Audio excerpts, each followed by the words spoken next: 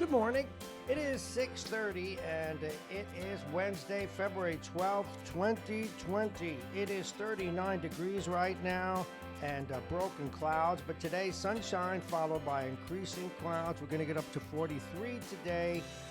We're going to share the headlines with you in a moment, but first, welcome to Mornings with Bob Marrone. I am Bob Marrone. This is Radio Westchester, your radio station at the train station. Our top story this morning, if you're following politics, Bernie wins, but not a big win there, but he wins nonetheless, followed up by Buttigieg, and Biden is in deep trouble. He left early to head to his next state. Locally, a man is charged in sex trafficking and extortion at Sarah Lawrence College. Somehow he was allowed to live at the dorms. We'll cover that. The MTA misses its deadline for a modern timekeeping system to combat overtime abuse. Well, that's just bad management, folks. An Albany man is found guilty of sexually abusing an 8-year-old in Haverstraw. And in sports, well, it turns out that the almost Met manager may have been the ringleader of that sign-stealing affair. And, of course, we have a problem now on a national level. The Justice Department and the President are interfering with the sentence of Roger Stone. Those stories, much, much more coming up. But first, we go to the traffic, or rather the weather, I should say.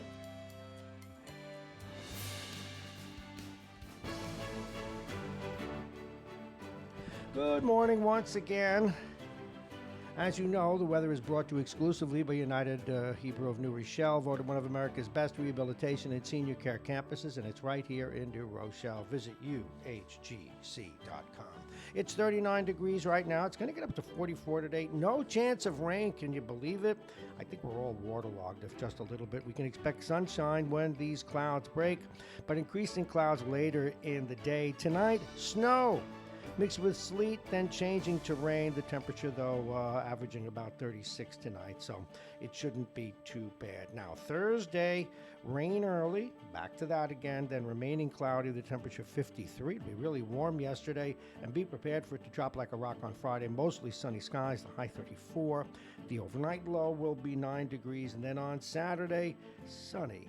The high will be 28. The overnight low will be 24. A lot going on in the elections, locally, in sports. A lot of interesting stuff in sports we're going to get to in a moment. But first, let's get to our top story. If I could put it in front of me, I would. Okay. This is a troubling story out of one of the nation's finest colleges right here, not very far from this radio station or your home, Heath, for sure. We're talking about Sarah Lawrence College, a father of a former student at the school, and this in all the outlets today, regional, metro, and of course here in Westchester. Again, the father of a former student at Sarah Lawrence is accused of manipulating her school friends, nearly $1 million from them, and then profiting from their work as prostitutes. He was charged with sex trafficking, forced labor, and extortion in a federal indictment released yesterday. His name, Lawrence Ray, 60. He was arrested at his home in Piscataway, New Jersey, and was to be arraigned tomorrow evening in federal court in Manhattan. One of the victims was with Ray when he was arrested. Ray, who has previous convictions for securities fraud, could face more than 100 years behind bars if found guilty, according to the U.S. Attorney's Office. The charges were announced Tuesday in that unsealed indictment, as we said. Now, he had previously denied these allegations, saying they were the result of a conspiracy against him. And just an incredible story. Now, William Sweeney, assistant director in charge of the FBI in New York, said his conduct was outrageous. And just a little more about this story. Now, the exploitation began back in 2010 when Ray, fresh from prison, moved into an on-campus dorm with a group of sophomores, including his daughter. The arrangement, as Sweeney said, was anything but traditional.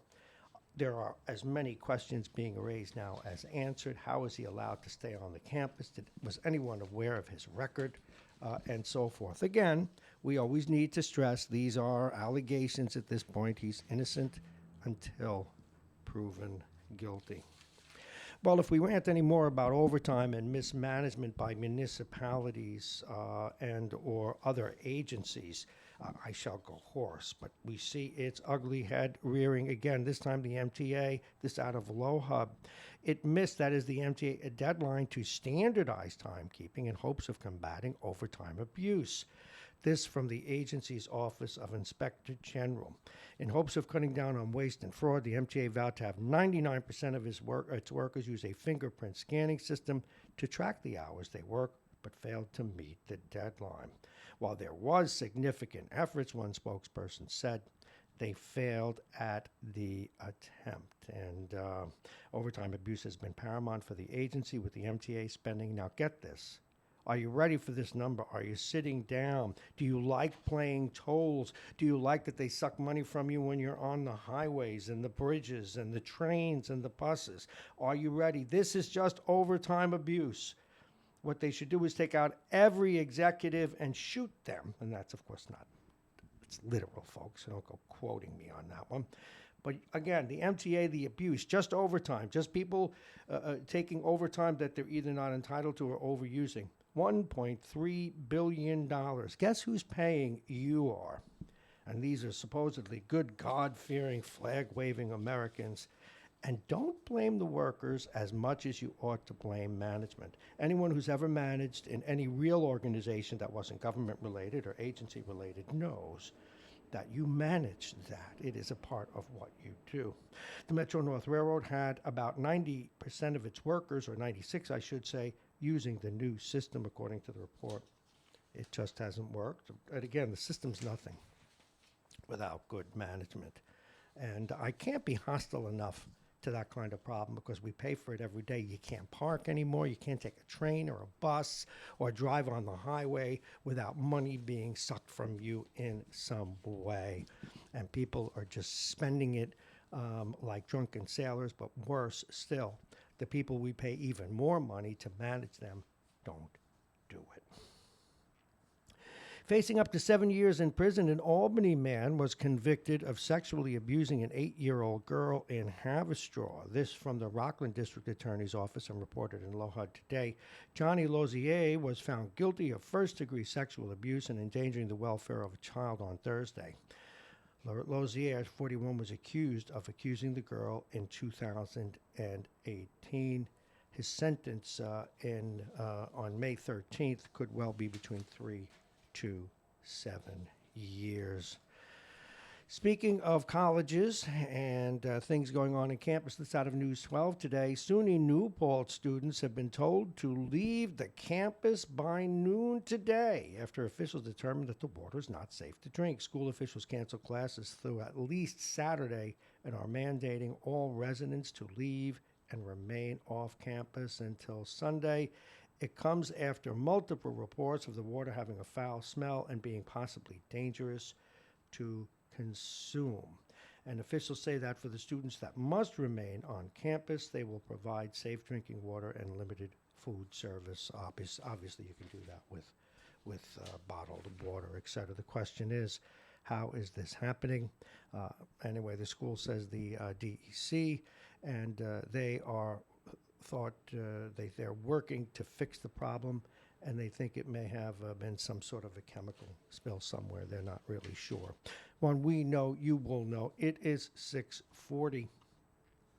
Newburgh Town officials today are condemning the state's new bail law after arresting the same individuals for crimes on a frequent basis. This in News 12 today. Sergeant Joseph Rugliano believes the lack of consequences are allowing offenders to constantly commit crimes. Newburgh resident Akaf Charles has been arrested 5 times. This is just one example since his first bail release. On Monday night, he was arrested for allegedly assaulting an officer who attempted to apprehend him. Boy, talk about a failed law, huh?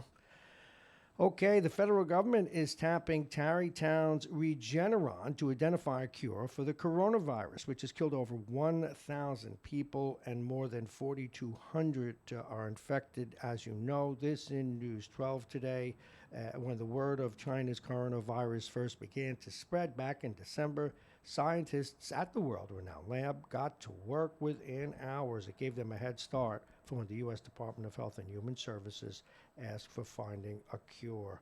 And they're thinking they can do this within 3 to 6 months. It is 6:41.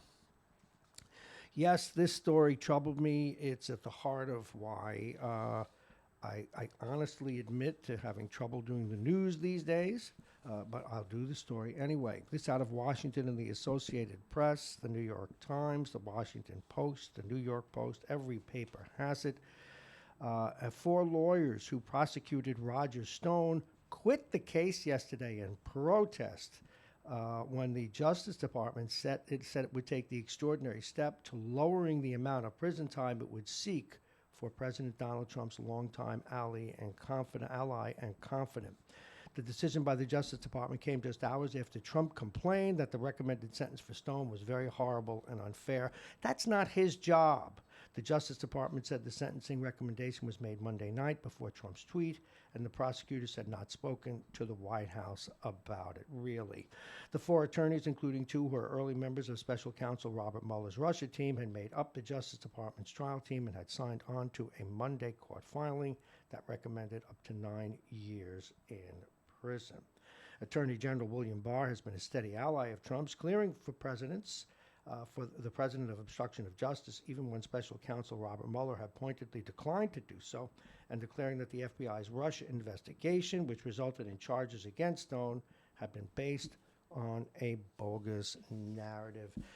This is where we're headed, and this is a bigger issue than Donald Trump, folks. This is our government being hijacked, and we're talking about the current administration. Now, I don't like the people that won on the Democratic Party last night either. And if you said to me, "Oh, you hate Republicans," no, I'd vote for John Kasich and several other Republicans tomorrow. In fact, I would prefer them over most of the Democratic candidates. But this is what we're talking about. Now, if it doesn't trouble you, I don't have anything else to say about it. We cannot have different branches of the government doing this, or the executive branch trying to hijack and overrule and delegitimize all of the others. It just cannot stand. It just cannot stand. All righty, more about sports when we come back. We do have to give an update on the weather, and we will be right back.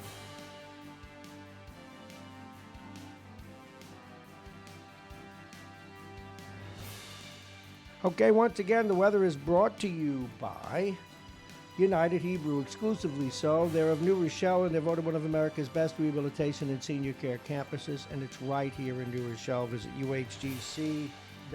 If you're just joining us, welcome. This is Mornings with Bob Marrone. I am he. This is Radio Westchester, your radio station at the train station. You can go to MyTuner Radio, click on Mornings with Bob Marrone. You can also click on RadioWestchester.com.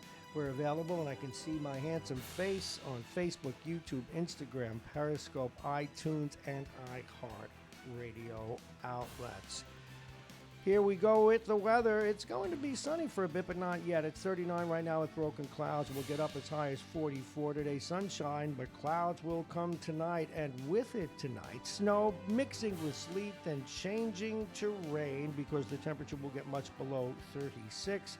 Tomorrow, more rain, though, early, then remaining cloudy. The temperature getting up as high as 55.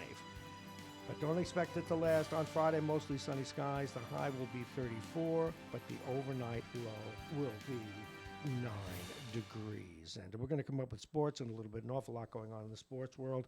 And this bottom of the hour, you'll pardon me, is brought to you by Aging Issues Management. Their partners, Aging Issues Radio, the law firm of Pena and Con, Dominic's Fine Cigars, and Plug-in Virtual Reality. Now, these are troubling stories when we talk about sports. They are calling this morning, you cannot believe it, Carlos Beltran the puppet master. After Carlos Beltran denied to the Post last year he was even aware of a center field camera, let alone illegal sign stealing in Houston in 2017, A new report has emerged claiming that Beltran not only knew of the illegal scheme, but was a key figure in orchestrating and maintaining it throughout the season. According to a report Tuesday in The Athletic, Beltran was the ringleader when it came to the scheme and ignored the protests of some coaches and teammates. Beltran joined the Astros before the 2017 season after spending the previous 3 years with the Yankees. According to The Athletic, when Beltran got to Houston, he told the organization its sign-stealing methods were behind the times. What does that mean? And even when other players, including former Yankees teammate Brian McCann, advised Beltran to put a stop to it, Beltran refused, the report insists. He disregarded it and steamrolled everybody, one of the team members alleged. Where do you go if you're a young, impressionable player with the Astros and this guy says, we're doing this? Folks, as most of us are already concluding, it's becoming pretty clear, at least in the this is as the saying goes, in the minds of this reporter, okay, that this sign stealing thing obviously spreads. Now, this guy was with the Mets for years and years and years. He was with Houston, as we know. So now what do we look at? Do we really have to accept the fact, because I think we do, that this stealing to one degree or another has been going on probably, and it's an awful thing to say, I guess, for some people who say, no, they're all for mother and against sin. There's no doubt in my mind now that it's probably endemic in the sport and has always been a part of the sport in recent years. It is 6:47. I got to hit a button, so excuse me. Alrighty, I've hit the button, but where is what I need? Oh, come on, I need that. All right, let me see. We have a technical glitch that I shall fix.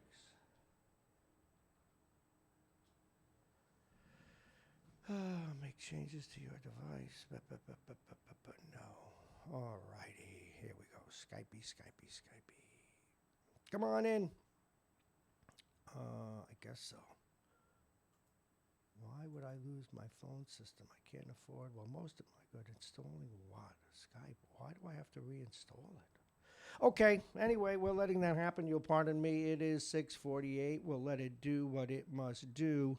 But right now, we have a Red Sox manager. For those of you following this story that we've been covering about, and everyone else has been covering about sign stealing, the Boston Red Sox promoted bench coach Ron Roenicke, to manager yesterday, hiring him to replace Alex Cora on the day the team's pitchers and catchers reported to the start of spring training. The move is an indication that Roenicke and perhaps the entire Red Sox organization will escape punishment in baseball's sign-stealing investigation. Cora was let go for his role in the Astros cheating, but the team has maintained that there was no similar scheme in Boston when the Red Sox won it all in 2008.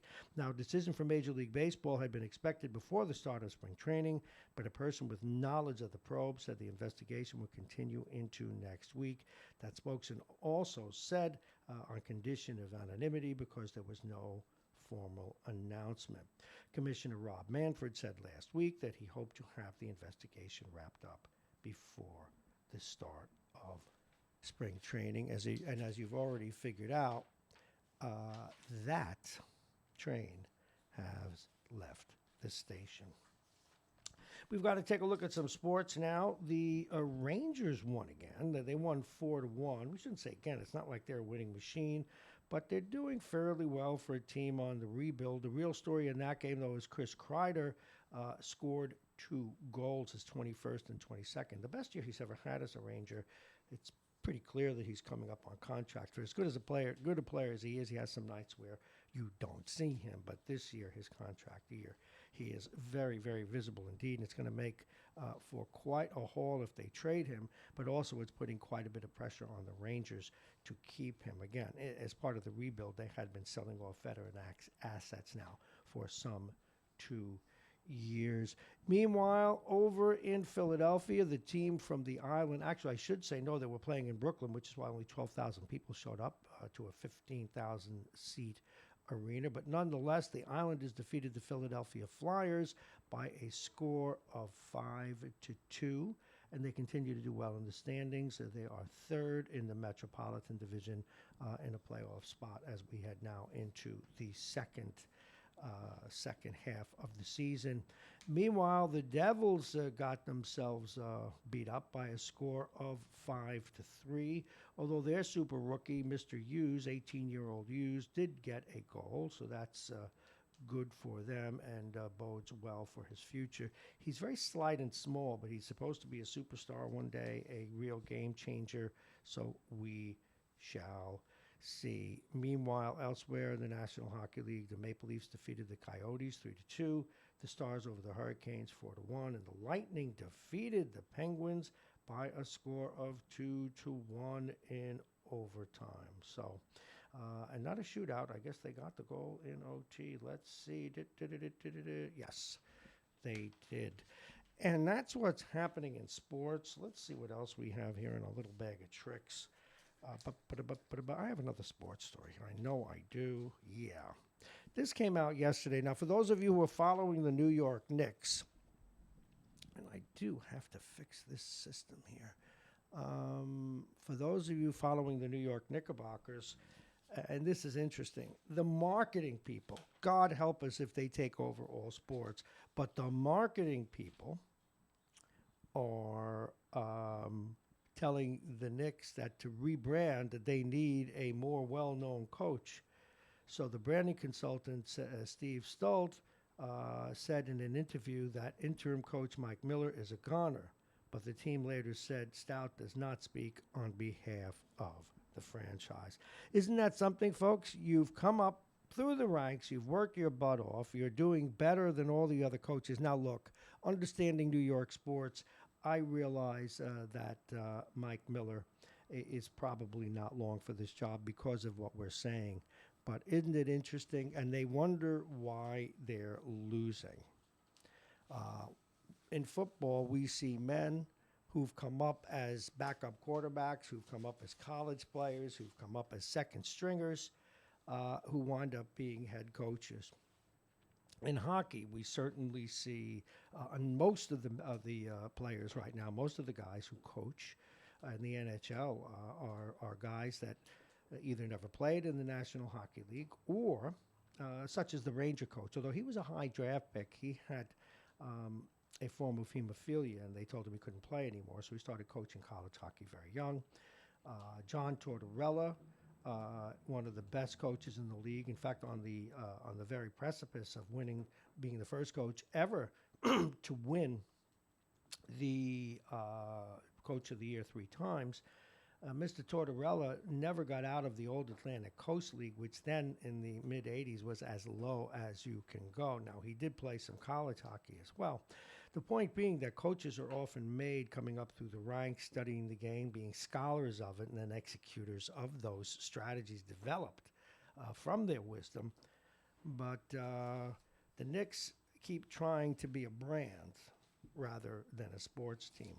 Again, this guy's probably not going to be rehired, although hopefully they'll do the right thing because he's done a good job and give them a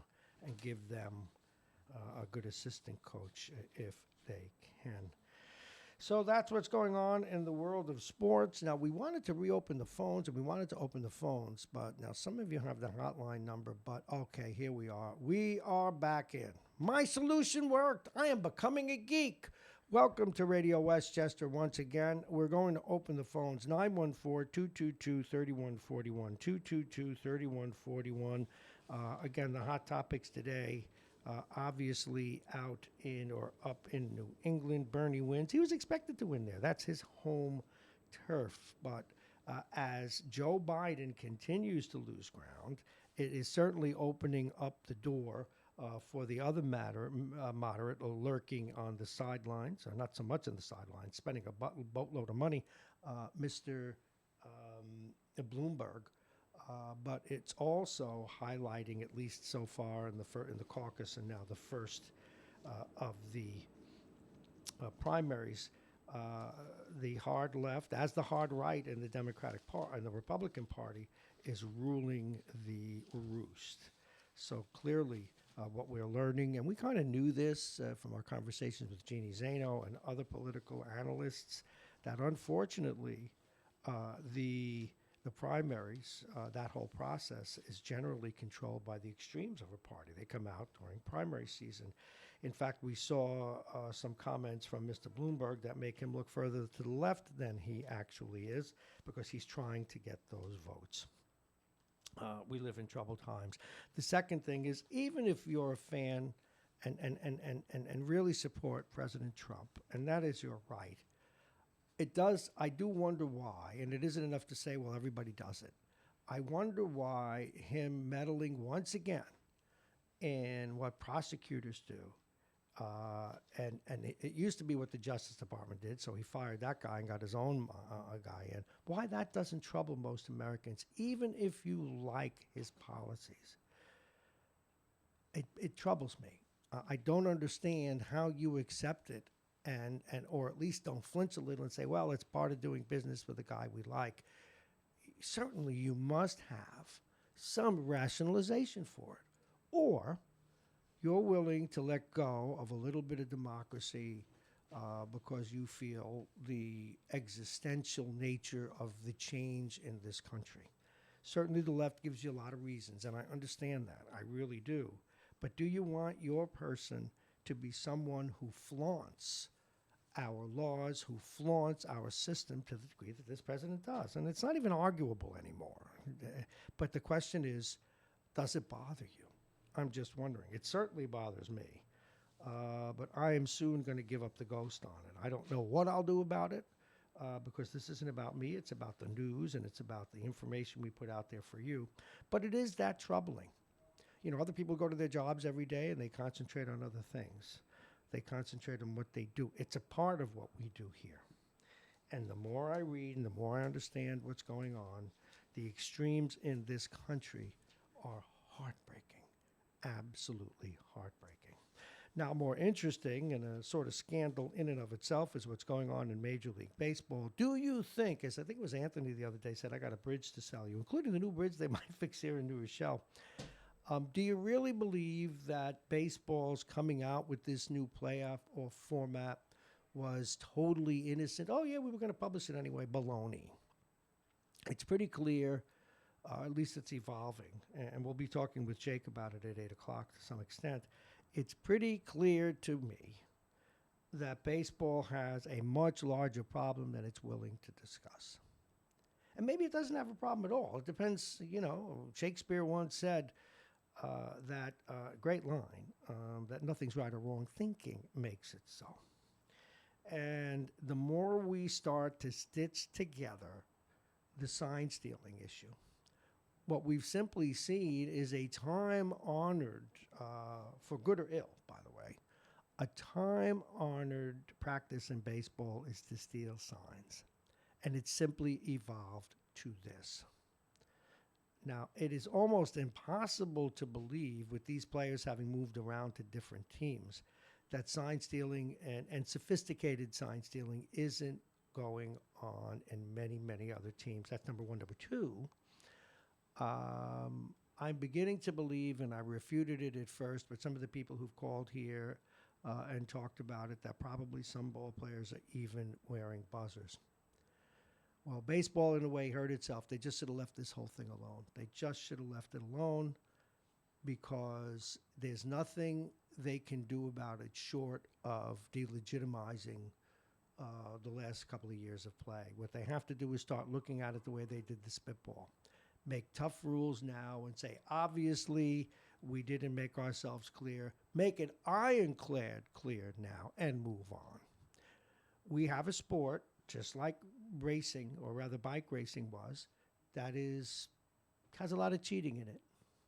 They came to grips with it, although they took 7 championships away, which I don't think they should have done. They came to grips with it, but because he was a nasty guy, Lance Armstrong was really slam-bammed with it. But just about everybody in bicycle racing was cheating. And when are you cheating and when are you not? You know, we see in these tournaments that are played in the heat, the tennis tournaments, they put people on IV, for God's sakes. in the middle of the tournament. We need to rethink all of this, and we need to rethink the fake narrative that we place on sports. Because I have to admit, I don't consider the sign stealing, and I don't think I've said this yet, I don't consider the sign stealing scandal anywhere near the Ped scandal, which baseball still, illegally and officially, is kept under wraps on 140 players they knew did it, and they won't tell us who they are. So that is my take on that. And when? And I know I promised, we're just waiting to see this construction schedule here before we start adding shows and times and different things like that. But we've got to get Andre Stewart Cousins on because we think she may be reasonable. And we're going to try and get Heasty on, but that could get very, very ugly because he wants to stick to this bail reform law the way it is because, once again, here's a guy who got elected by the hard left. And so they don't want bail, period. But we have an obligation to protect people as well as do justice and fair due process to people who are accused of crimes. There has to be reason employed. But every single day we do yet another story where someone out on bail is committing the crime again. And lastly, someone, and I'm sure they will, needs to talk to the powers that be at Sarah Lawrence. Now, folks, if you weren't here, I'm going to give you the top story again as we come up on 9 o'clock, right after the weather. And here's the story, and we're going to talk about this right after the next weather report and the update. A man, and this is in all the papers today if you're just getting up, a man is charged with sex trafficking. Not in some backwater, not in some or as the organizational structure of some massage parlor, but a man is charged in sex trafficking at Sarah Lawrence College, one of the best institutions in this region, if not the country. And he was allowed to live on campus with his daughter and built allegedly a sex ring there. I know. We're going to talk about that in just a couple of minutes.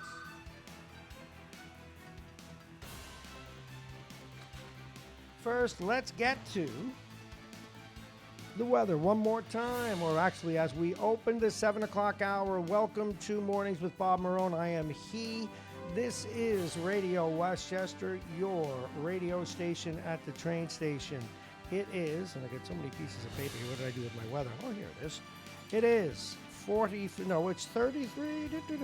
degrees now. We're going to get up to 44, 45 today. Sunshine followed by increasing clouds. Then tonight, snow mixing with sleet, then changing to rain. Thursday, we have rain early, then remaining cloudy. The temperature will be 53. And on Friday, mostly sunny skies, a high 34 degrees. An overnight low will be 9. And that's right, 9, you heard it. Saturday, sunny. The high will be 28 degrees. And today's program is supported by United Hebrew of New Rochelle, the top-rated campus of senior care. Visit uhgc.com. Aging Issues Management, the law firm of Pena and Kahn. Dominic's Fine Cigars and Plug-in Virtual Reality. And as always, the weather is brought to you exclusively by United Hebrew of New Rochelle, voted one of America's best rehabilitation and senior care campuses, and it's right here in New Rochelle. And I promised I'd do this story, and then we will move on. But this is a huge story when you look at the implications and you ponder the causes. The father of a former student at Sarah Lawrence College, accused of manipulating her school friends, extorting nearly $1 million from them, and profiting from their work as prostitutes. This great school was charged with sex trafficking, forced labor, and extortion. This federal indictment came down yesterday, and everyone has the story. All of the newspapers, all of the websites, all of the local papers. Lawrence Ray is his name, 60 years old. He was arrested at his home in Piscataway, New Jersey. Ray, who has a previous conviction for securities fraud, could face more than 100 years behind bars. He has previously denied the allegations, saying they were the result of a conspiracy against him. But now, these charges. Now, the exploitation began, they say, in 2010 when Ray, fresh from prison, moved into an on-campus dorm with a group of sophomores, including his daughter at Sarah Lawrence. Wow. The question, again, the larger question is how? How was he able to set up shop in their dorms? I don't get it. But let's see who's on the phone. Good morning. You're on Radio Westchester. Thank you for calling. Good morning. Good morning. This is Kaya, actually. Kaya. I'm thinking maybe I called in a little bit early. You did call in a little early. We have a wonderful singer. Okay, let's see. Boy, you're very early, Kaya. I'm looking at my schedule. Now, why don't you tell people, this is going to be a good tease anyway. I did a little research last night after you got your emails. You're actually coming on at 7:35. Okay, but that's okay. Why don't you tell people a little bit about you and what you're going to be doing this week, and then we'll get into depth at 7:35. Sure. Thank you so much for having me, Bob. My name's Kaya. I actually went to New Rochelle High School originally. I'm a singer, and I've got a bossa nova band that's getting together this Friday, Valentine's Day, at Dudley's Bar and Marina. Did I lose you already? I'm still here. Oh, no, I heard you go away. I said, another woman leaves me. No, it can't be. So, Kaya, I understand that you are a terrific singer. Now, do you sing with the band? Is this the band you always sing with, or is this a special night over at Dudley's? Kaya? Can you hear me? No, I couldn't. Again, what I was saying is, tell us a little bit about your style of singing. Now, is this band, this bossa nova band, do you play regularly with them, or are you just recruiting them for this evening? This is actually an outfit that I'm going to be reuniting with that I used to play with maybe 3 or 4 years back. Donnie Bosco, who also used to go to New Rochelle High School, is a pianist who I'm going to be playing with, a jazz pianist. Damon Bakes, bass player, John Doty on drums. So 2 of the 3 used to be in an outfit called A Little Cachaça that I used to play with. So this will be a reunion gig. How long have you been singing? I was singing back in high school, so for some time, I guess a couple decades now. Wow. Okay. And do you appear in the? We're going to have you sing on the air a little later. I know you live in New York City now, so we didn't want you to have to schlep up here. But you will be up here at Dudley's. They're under new management now on Friday night. So when you call back, we'll get into more details. But she is with us at 7:35 this morning, right through 8 o'clock. We have a lot to talk about, how it all began for her, when she knew she had this talent, and then we'll talk about her gig on Friday night. And now, do you go just by your first name? Yes, Kaya. Okay, Kaya. Well, it's a lovely name, Kaya. Anyway, thank you for saying good morning to us early. You came in on our hotline, but usually we have I see that now. No, but that's okay because we have a couple of guests right now. We had some trouble with the call-in line, so it could have been anybody. So I took you blind, but I'm glad I did because it allowed me to tease the spot without having to say, and coming up, which is the next thing I do. So you called at a perfect time. Somehow you knew. I know. Well, that's a gift. It's I think some women have. What do you call it? Intuition. Intuition. Yeah. Thank you, Kaya. We'll talk to you at 7:35. All righty, folks. Let's look at the lineup for today, and then I see a breaking story for those of you who follow hockey. We'll get there in a minute. Vince Russo joins us at 7:20. Kaya at 7:35, and as my notes say here, she's an up-and-coming singer who'll be singing at Dudley's this Friday night with a group that she put together that she used to play with some time ago. Jake will be in at 8 o'clock to hold me accountable for my picks. This segment is Jake's Picks. Of course, this time it's Bob's Bloopers. Al Tarantino joins us at 8:20, A.J. Woodson at 8:35, and then Harlan Ullman at 9 o'clock. And here is the breaking story, and I don't know how we missed it, but St. Louis Blues defenseman Jay Baumeister collapsed on the bench during Tuesday night's game in Anaheim. The veteran NHL player was carried off on a stretcher and taken to a local hospital. The Blues and Ducks agreed to postpone the game, which was more than halfway through when the 36-year-old began to slowly fail or fall after appearing to grab a drink of water. Teammates immediately called for help. There was 7:50 left in the first period. Emergency medical personnel rushed to the Blues bench. According to the Blues telecast, Baumeister was alert and responsive on his way to the hospital. He was playing in his 57th game this season. He had played 1,241 games prior to that. He skated 120 in his last shift before collapsing. A native of Edmonton, Baumeister was a junior hockey star there. Now, I shouldn't do this because people are listening and they'll worry. I know I played over 30 hockey, and I had a collapse, but I didn't lose consciousness as a result of being dehydrated recently. Hopefully that is all it is for him. He should look at the medication he's taking. In my case, I should not have been taking a diuretic before my game. All righty, it is 7:11. The phones remain open, 914-222-3141, 222-3141. And I do hope that it's working. In fact, I'm going to do a test. Somebody's been trying to get in for 2 days. And I'm going to call him now and see if he recognizes the number. Hi, it is ringing, but it's not coming through here. I hope it's working. I'm going to call myself. We're going to take a break. We'll be back in just a few moments. Vince joins us in 7:20.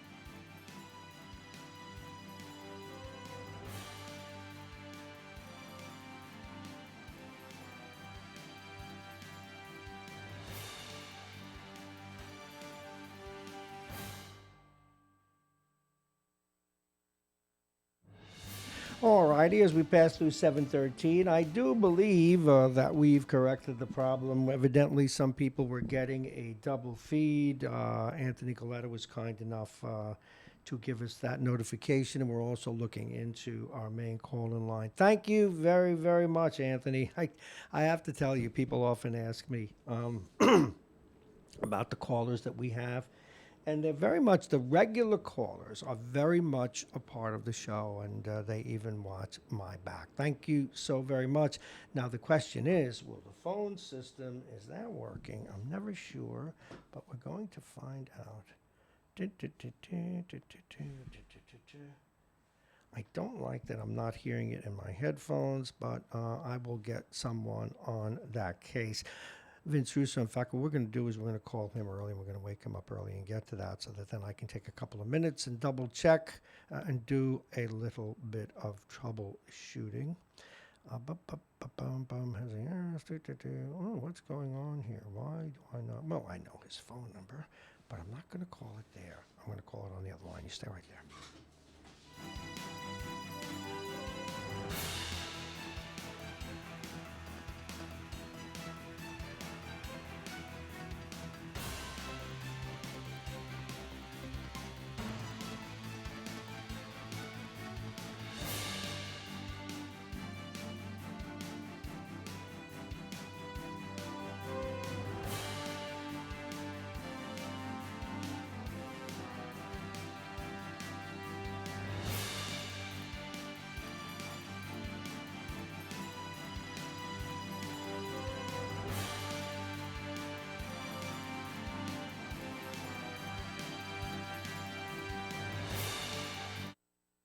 Good morning. You're on Radio Westchester.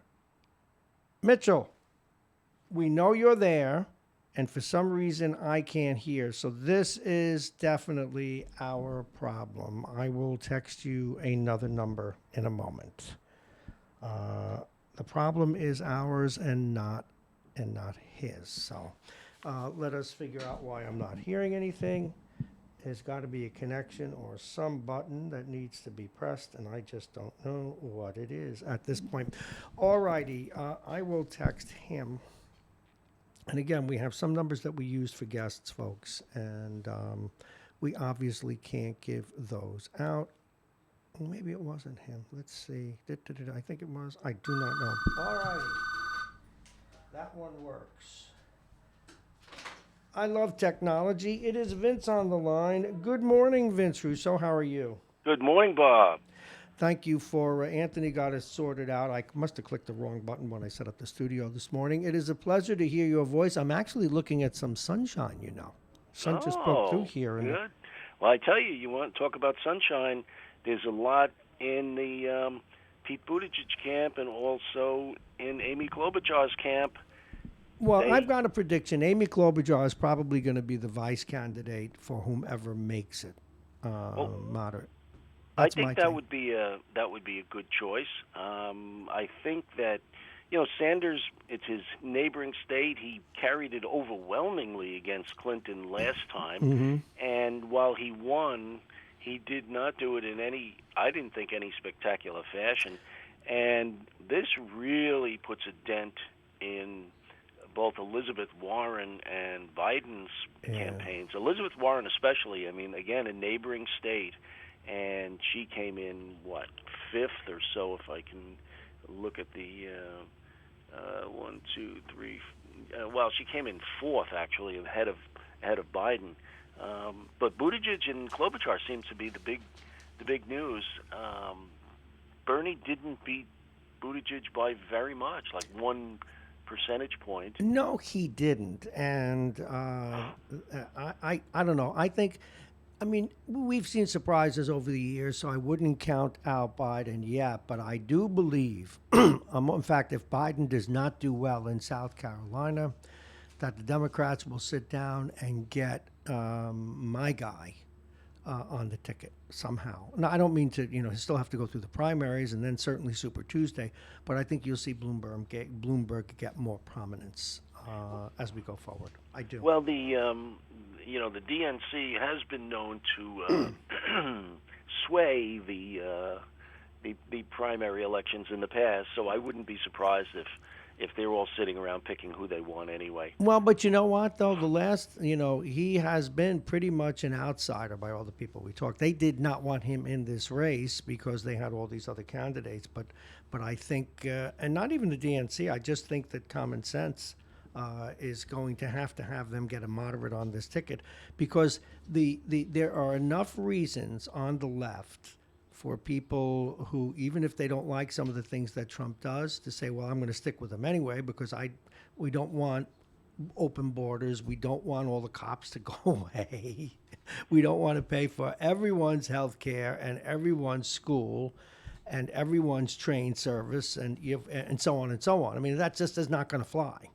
Well, I agree with you, and I think that's why Buttigieg and Klobuchar have done so well so far, because they're both moderates, and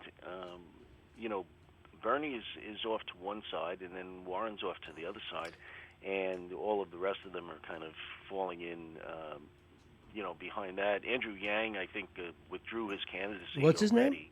Andrew Yang. Go ahead. He's withdrawn his candidacy. He's the give everybody $1,000 a month, guy who actually I thought was. I vote for him. I thought he was a pretty smart guy, except for that $1,000 a month thing. I thought was kind of silly. And then there's all the also-rans. I mean, Tom Steyer. I mean, he's. I just wish those people would go away. I stopped. I told you I don't. I now will start watching. I don't. New England is always, we know who's going to win. The caucuses, to me, going to podunk and have this silly system in a state that isn't going to factor is one of the dumbest things in politics. Now some of the primaries will mean something, and now I'll cover it. Plus, I'm just getting so fed up with the whole thing. every time, I mean, and even Trump supporters, I don't know how they get through it. I mean, every single day almost, he does something outrageous. And now and everybody says, oh, no, the Justice Department did it on their own. Now, I don't doubt that Barr would do that on his own. But did you see where now the Justice Department is interfering? And finally, we have men of principle or people of principle. The prosecution that recommended the 7-year sentence for Roger Stone, they walked out yesterday. Were you aware of this? Real quick. No, but Yeah. but why doesn't this bother people? Or should I just give up and go become a farmer someplace, Vince? No, but it's driving me out of my skull. I'm not kidding. These are things that despots do. These are things that fascists do. Why don't people understand this? There was some interesting analysis in last night's election. One guy was saying, that there was actually a Republican primary. William Weld ran against Trump. Mm-hmm. And, he got defeated overwhelmingly, but he got 10,000 votes in New Hampshire.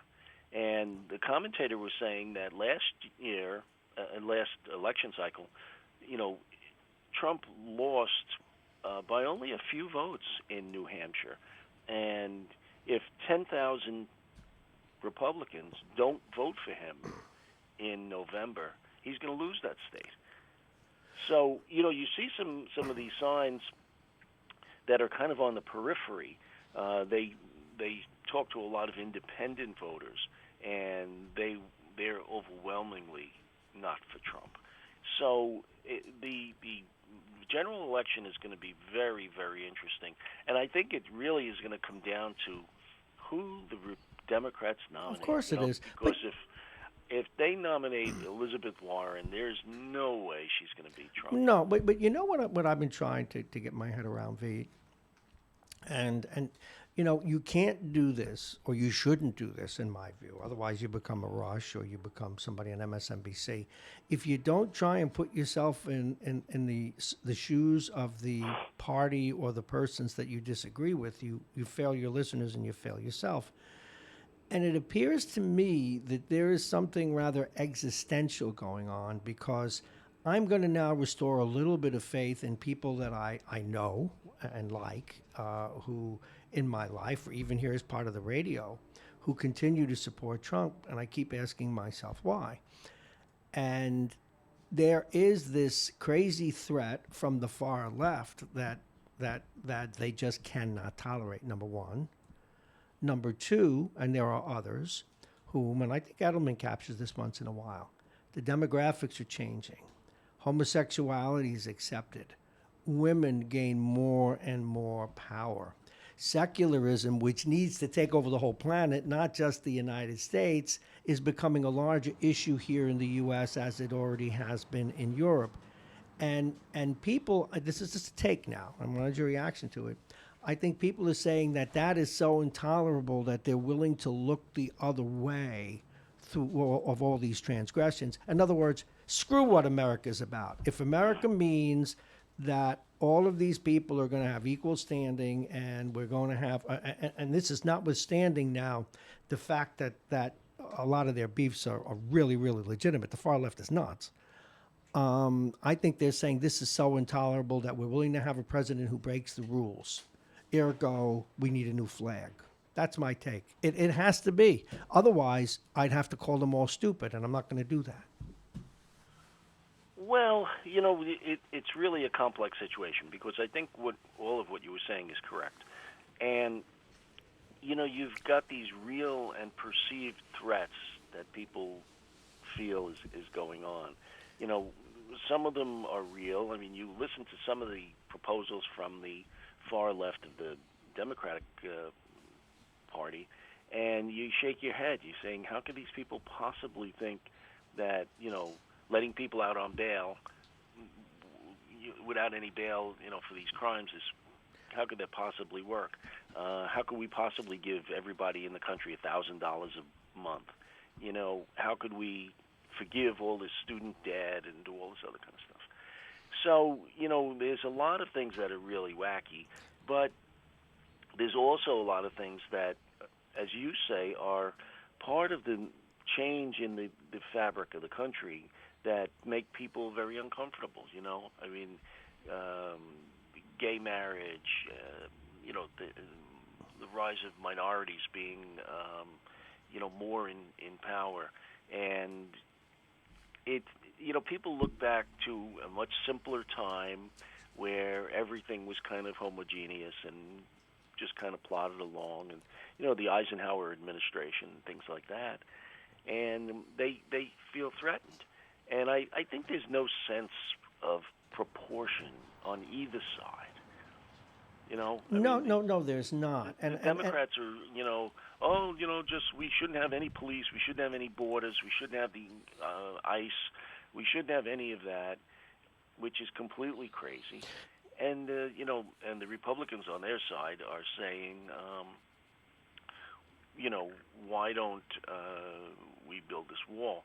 It's interesting. I had a conversation with someone, and I won't mention even peripherally who they are because I don't think it would be fair. No, it's okay.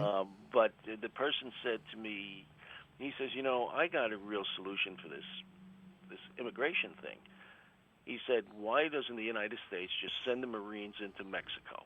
Oh, Jesus. Just take over Mexico, annex it, which actually, you know what? It doesn't sound as crazy No, as but it appears. those Just kinds of invasions never sound crazy. Just annex it as the 51st state, kick out all the drug cartels. Okay, that's true, but then again, don't we have another Puerto Rico? Puerto Rico is a part of the United States, but doesn't want to be a part of the United States, but is a part of the United States, and we treat them like garbage, and we label their people, even though they've got a corrupt government.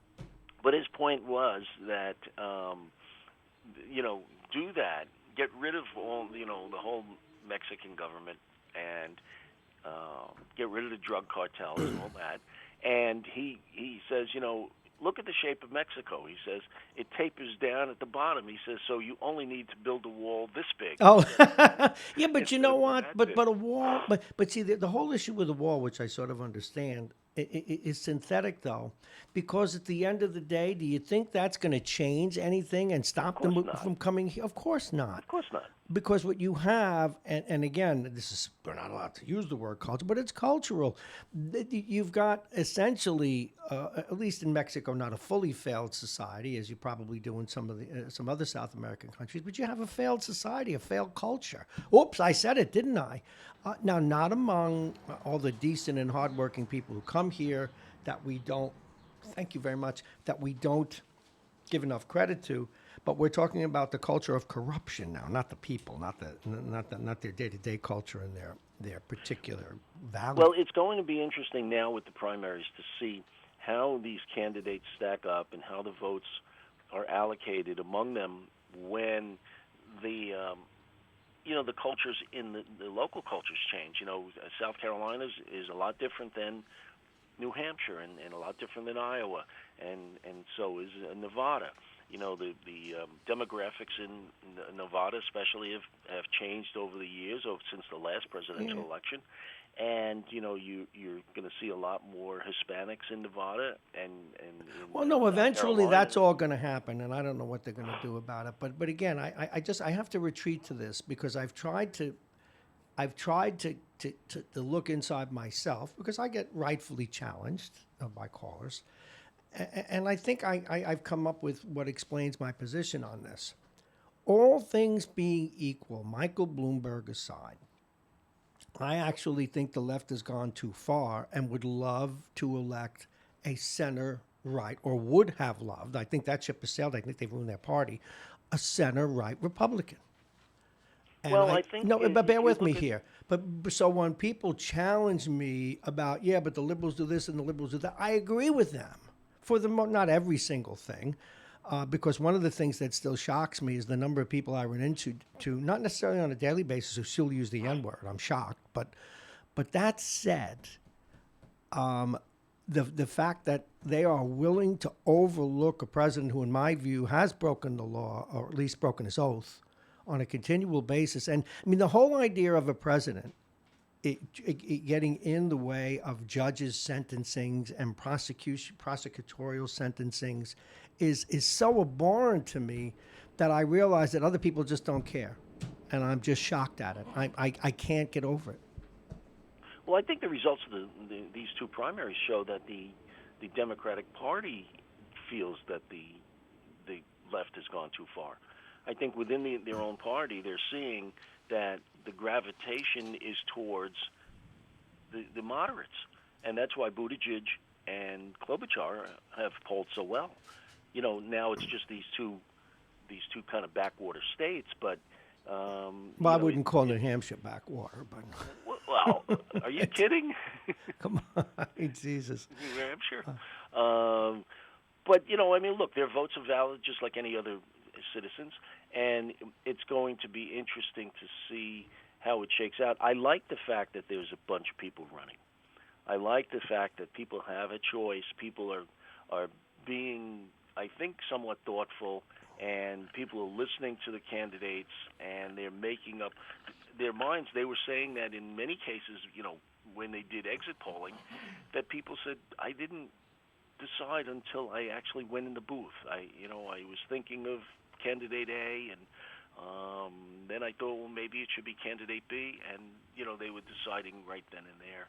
And I think that's a good thing. I think that anytime we have more candidates, now it could get overwhelming. I mean, when we had 13 people on the stage, was a little bit too much, but I think that, and even for president, I think we should have more than two parties.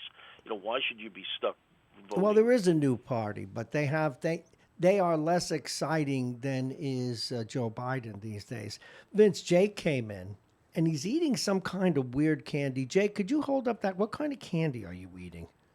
What are gobstoppers? Jeez.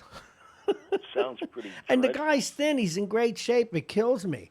I ate a box of that candy. I grow a second stomach, for God's sakes. No, your point is well taken. As we pass through 7:32, you're listening to Mornings with Bob Marrone. I am he. This is Radio Westchester on this now lovely, at least for the morning, sunny Wednesday. Before you go, do you see now where it turns out that the Met manager, or the Met manager that didn't get the job, he was the ringleader of this whole... The sign stealing scandal. Yeah, well, it's a huge scandal now. It's just growing. Yeah. Again, I've said it in the past on the show that I think that they should vacate the World Series championship. I think that there should be no winner. They should take it away and just put a note in the record book saying that due to these circumstances that I have a different view. I think they need to deal with it the way they did with the spitball and everything else. This must end now. Here are the new rules, because if they don't, this thing is going to spread like a cancer, because it's becoming pretty clear that probably most of the teams in baseball do it or will be suspected of having done it, because it's a natural evolution.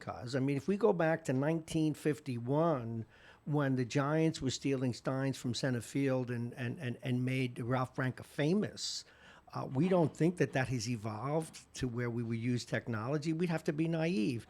And I think we were all naive in the way we first covered the story. This is going on everywhere in baseball, and we just need to say this stops now. Otherwise, the filling of these cavities and the pulling of teeth is going to be absolutely brutal. Every week we're going to get another revelation.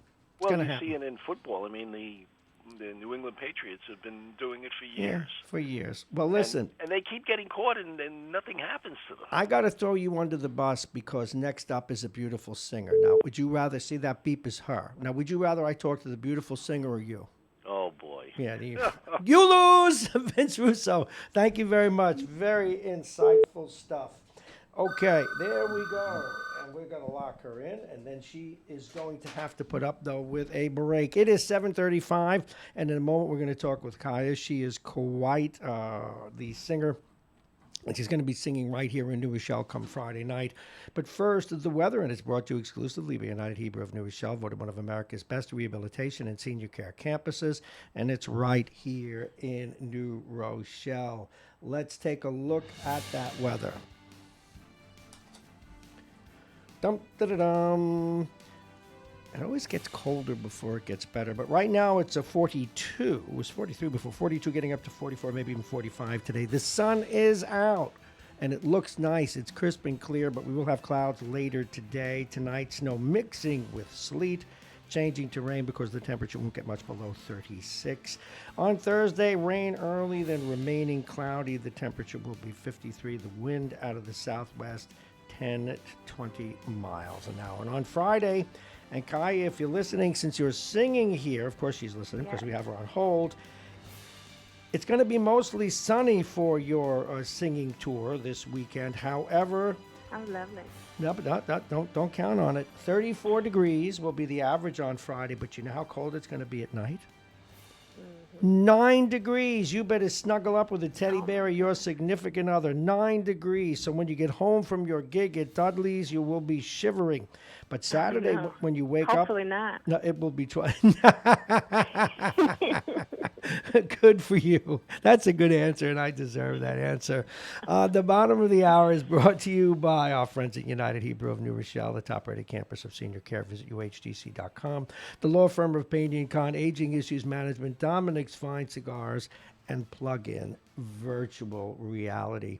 And we welcome back. She called in earlier and did the tease for us, saved me a little bit of breath in getting into it. She is from our city. She went to New Rochelle High School. She has been singing for the last decade or so, and she comes home on Friday night at Dudley's. It's the new Dudley's now, and I know it has a slightly different name. We'll get it from her. And she will be there with a band. Now, is it Kaya or It's Kaya, correct? Kaya, correct. Okay. Welcome to the program. Thank you. Now, thank you for having me. Well, it's our pleasure, and you came recommended by a friend of this broadcast, Jovan C. Richards, and he said, Bob, she's terrific, and so I have no reason not to believe him. Tell us Yes, about... I'm so glad he had no hesitation. Well, tell us glad. about your background. Where'd you grow up? So I actually grew up between the city and New Rochelle, 0 to 10 on the Upper West Side, and then 10, so middle school through high school at New Rochelle. Okay. When did you start singing? I'm pretty sure I was always singing. My dad was a singer and is now a writer and producer growing up. So when I was young, I would be in the studio with him singing. But yeah, I'm pretty sure. I started a program when I was in high school called PAVE, which is a performing arts program, and that's when I decided to get more serious with it. I'm familiar with the PAVE program, and how young? I'm always interested in this. How young were you when you realized you could sing? You know, I never really. That never hit. When I was young, I realized that I liked singing. It wasn't until maybe 11th or 12th grade in high school I did a pep rally and did an a cappella Star Spangled Banner, and I got a standing ovation, and it was all the popular kids. I was always such a music nerd. I was going to say, you were a little geeky thing, weren't you? You were a nerd. I was. I definitely was. And so to have all of the football players and cheerleaders stomping and screaming for me, I was like, maybe I'm not half bad. Now, where did you do the a cappella singing?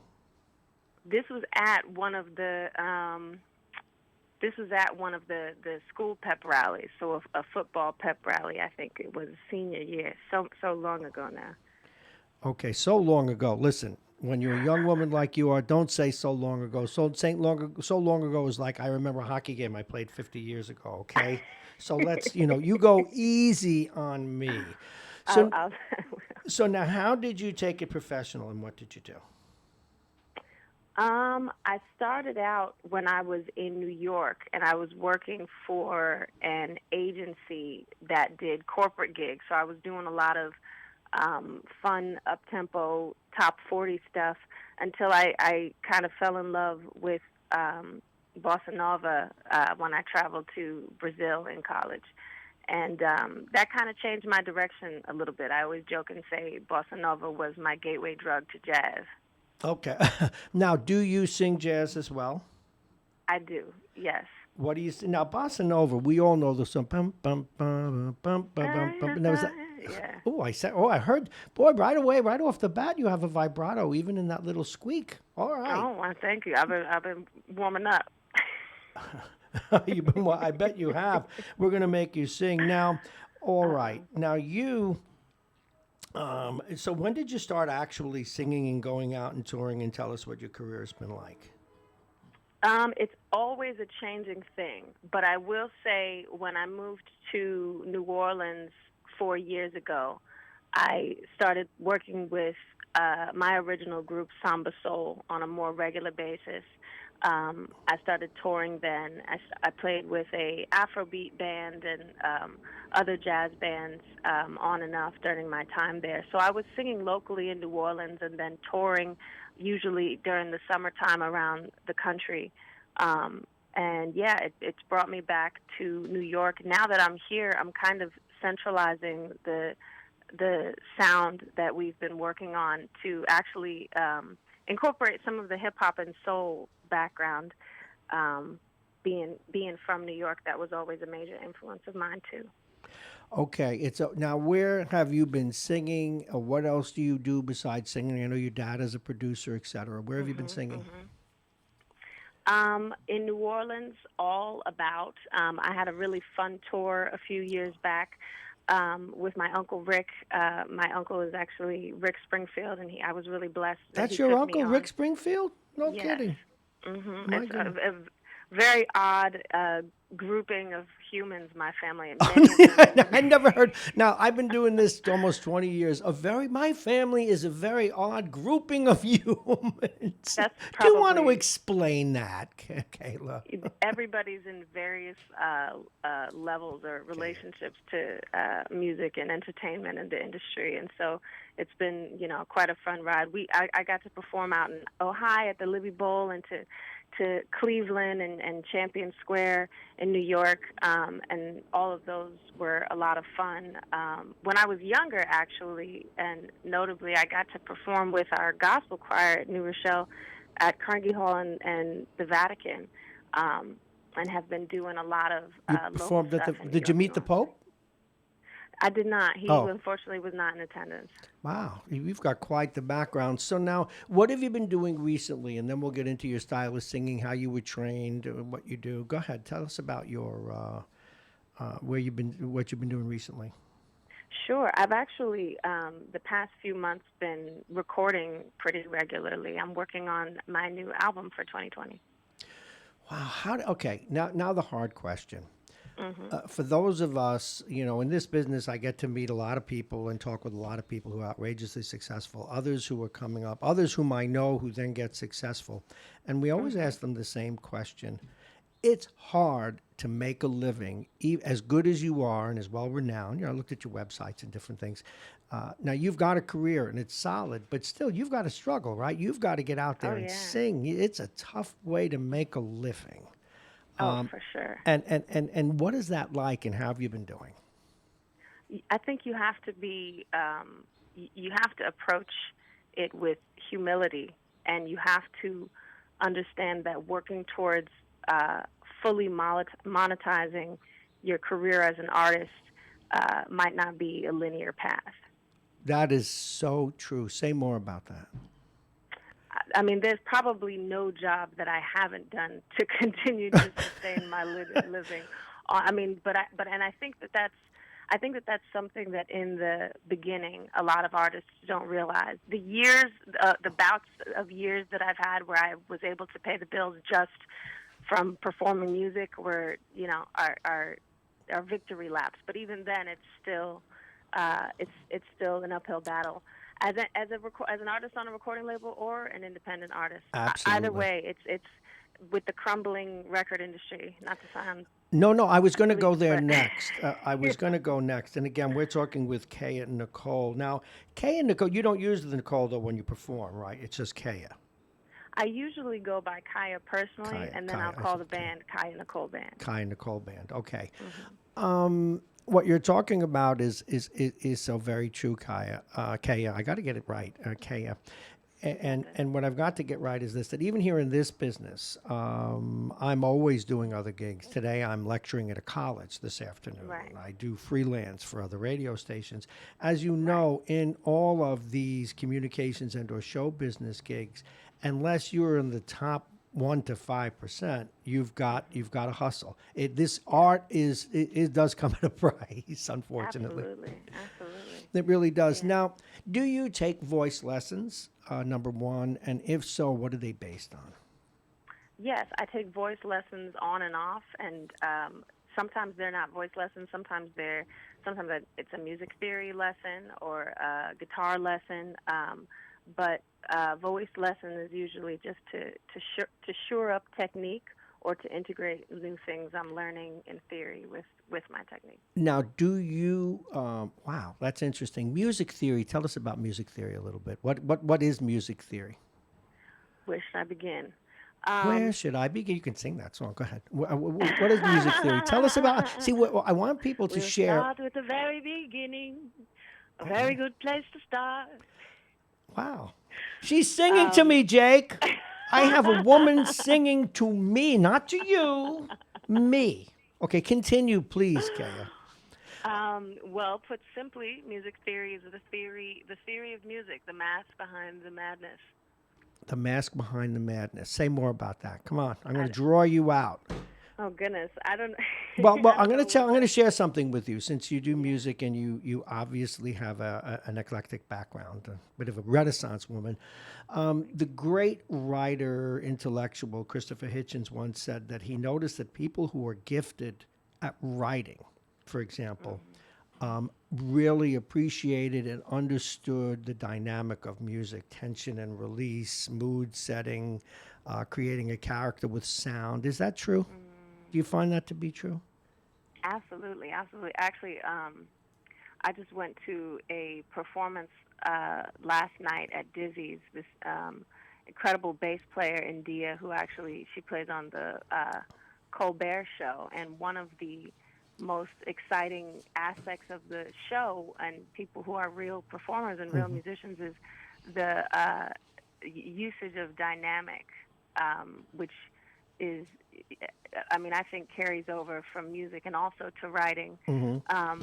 You know, the command that you have with your relationship, when it comes to music, to volume, and to tone, and to controlling that tone. Yeah, there's absolutely. I think that the more seasoned musicians have a way of drawing out a narrative. Very, very true. We're talking with Kay and Nicole. Now, when she performs, unless it's the Kay and Nicole band, she goes by Kay. She's an established singer, has done a lot of work down in New Orleans. She went to New Rochelle High School. She's appearing this Friday night, Valentine's Day, right here at Dudley's over on the harbor here in New Rochelle. Now, I heard you say guitar lessons. What kinds of instruments do you play? So I grew up playing piano. I'm quite rusty now, but that's where all the beginning of my learning came from. And now I accompany myself on classical guitar. Classical guitar. Where did you go to? Where did you go to college? Where did you get your music training? University of Virginia. University, the old Dominion, University of Yeah. Virginia. Is your degree in music? Actually, I was going to say I studied political theory and then took, you should be doing my music job. courses. See, you could do my job on the political interviews, but I can't do your job. I can sing, but I'm very timid about it. Can you believe that? Oh, don't be scared. No, it's too late now. I mean, I was offered to join the high school band. I went hum. I should have done it because the women would have loved me. But I public speak. I talk on the radio. I've done political interviews on TV. But I'm afraid to sing. I don't know why. And I can carry a tune decently. Again, I'm going to go back to this before we move on to some other stuff. When did you know you were good, though? That's a great question. I think that.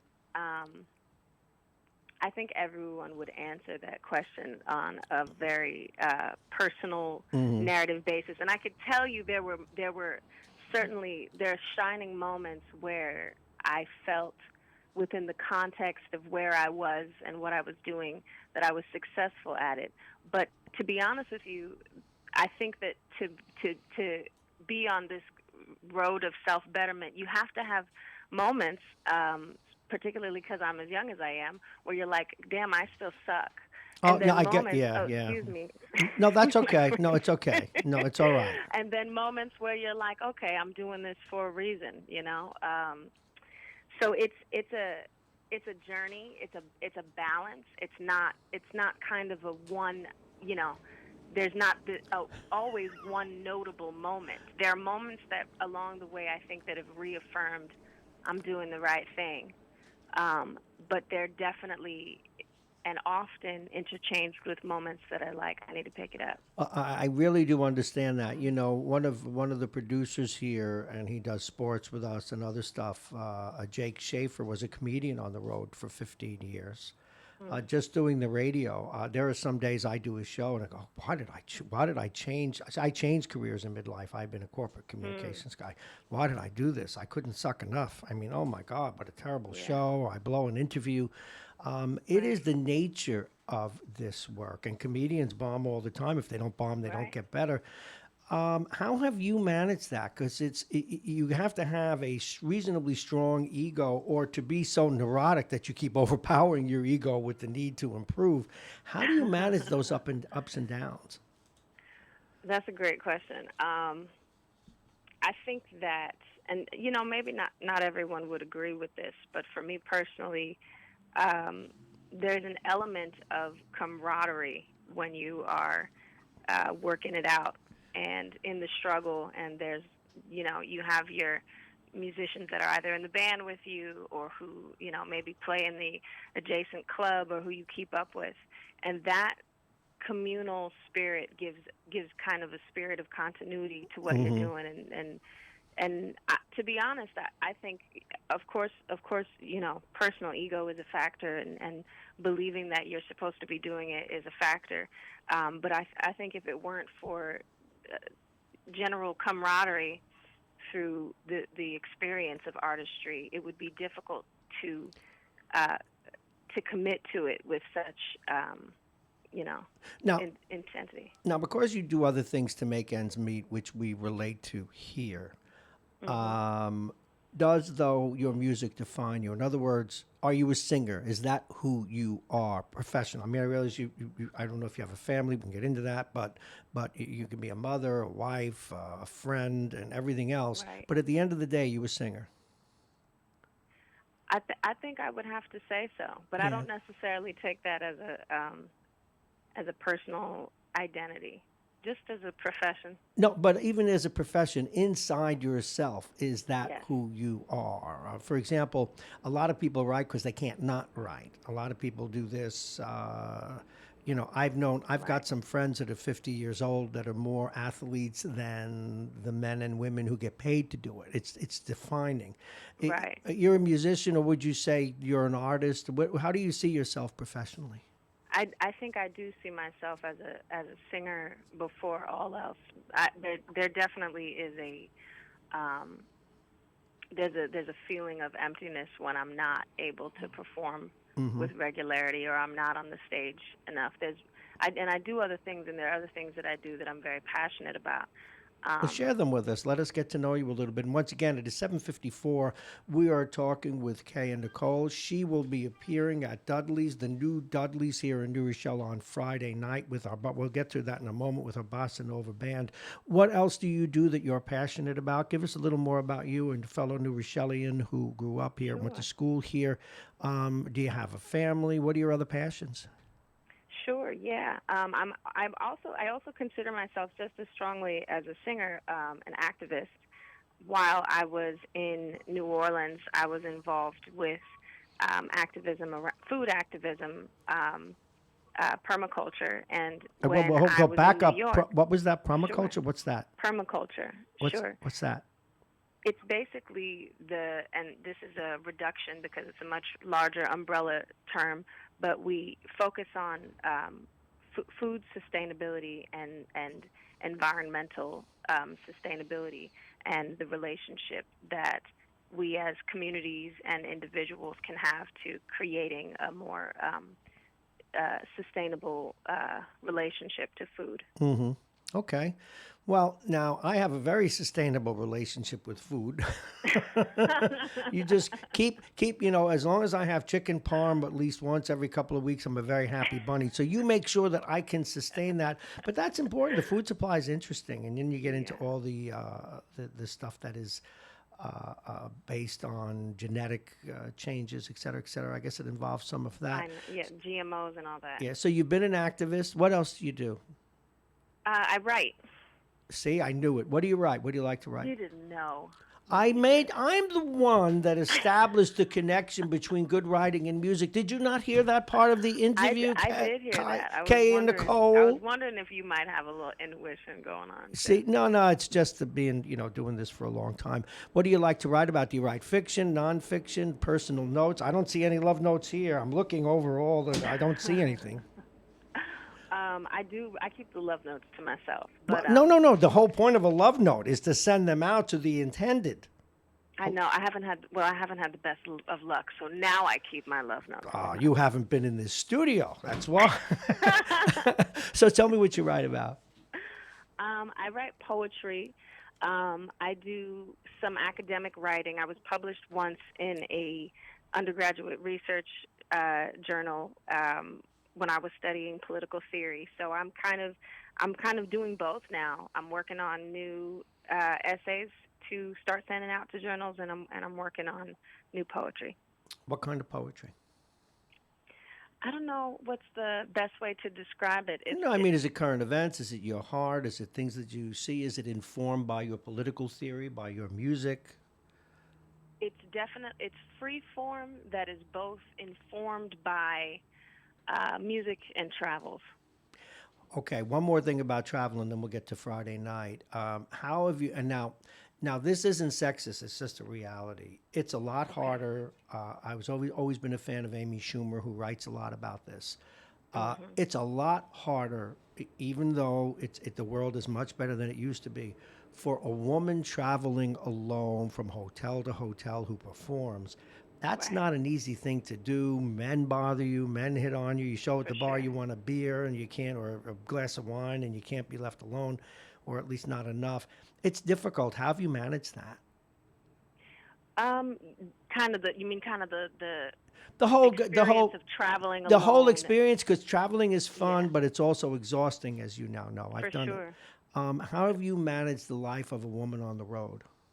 I find, and this might be just my personal experience because I'm sure it differs from woman to woman, but I find with traveling on the road, I'm able to actually maintain a bit of agency and anonymity to the point that I'm able to slip out of situations with more comfort. It's actually when I'm performing more on a local scene that I have to be more concerned about making sure to maintain privacy, and I've had some issues in the past. So it's actually it tends to be, at least in my case, more dangerous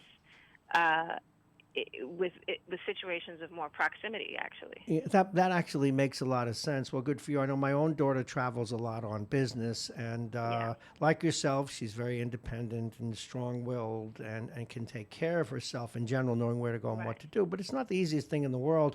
And then you're probably aware of something I grew aware of painfully, which is after a while travel, people think, oh, you tour the city, you do this, you do that. After a while, you just want to go to your hotel room, order room service, even if the Mardi Gras is going on outside.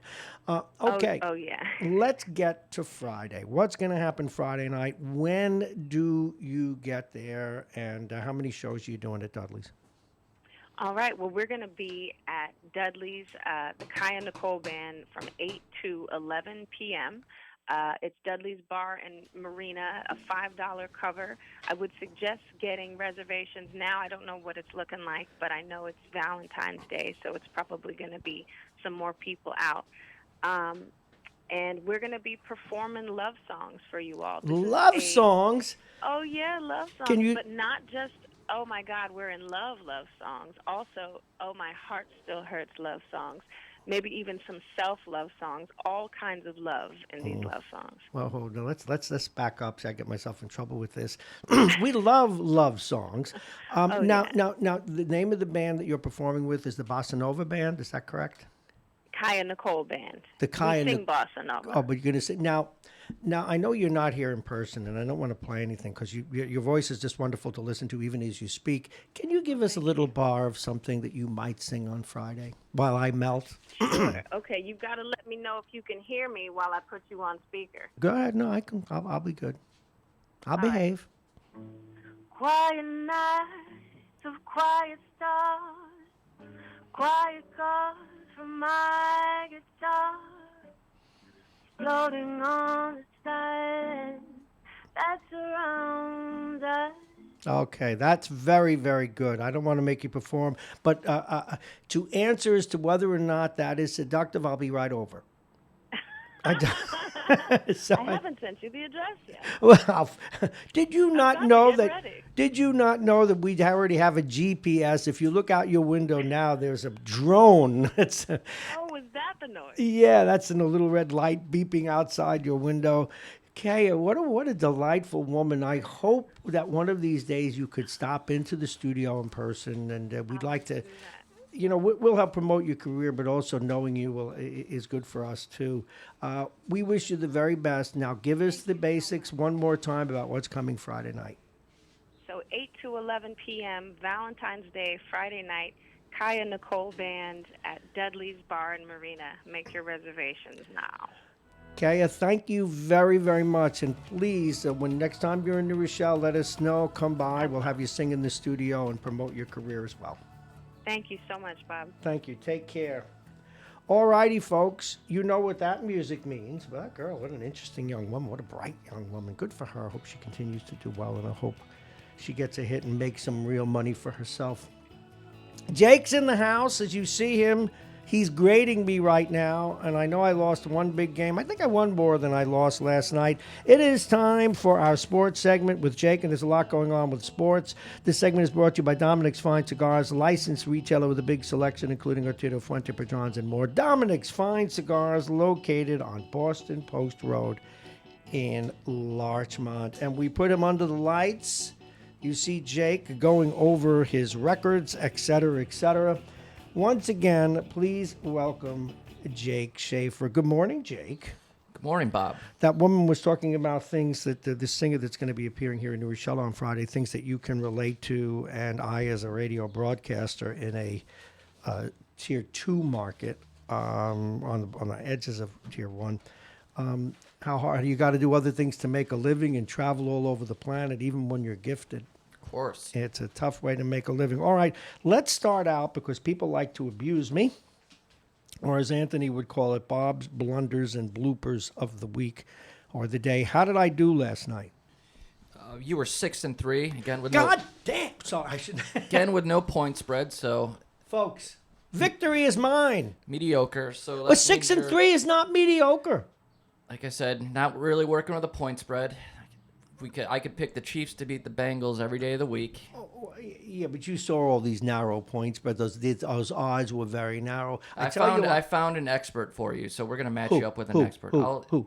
I haven't gotten an agreement yet. But Okay, you get him I to found do an- this. I But found tell an people, expert. let's go. What games? Give them a couple. Which games did I win? Which games did I lose? And I'll tell you which one surprised me. 6-3, I don't have them. You Oh, lost okay. the Rangers game. I won the Rangers game. No, you picked the Jets. Oh, I didn't I? Yeah, that's Won right. the Islanders game.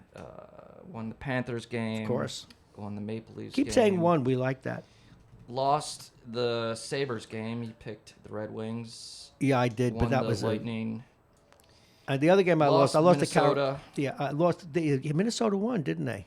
Minnesota did win. Yeah, and Carolina I lost. Lost the Hurricanes. Yeah, Won the Avalanche. of course I did. Won the Oilers. and Folks, the that word Blues. won. This I'm like Mr. Trump. I win. These losers. I win.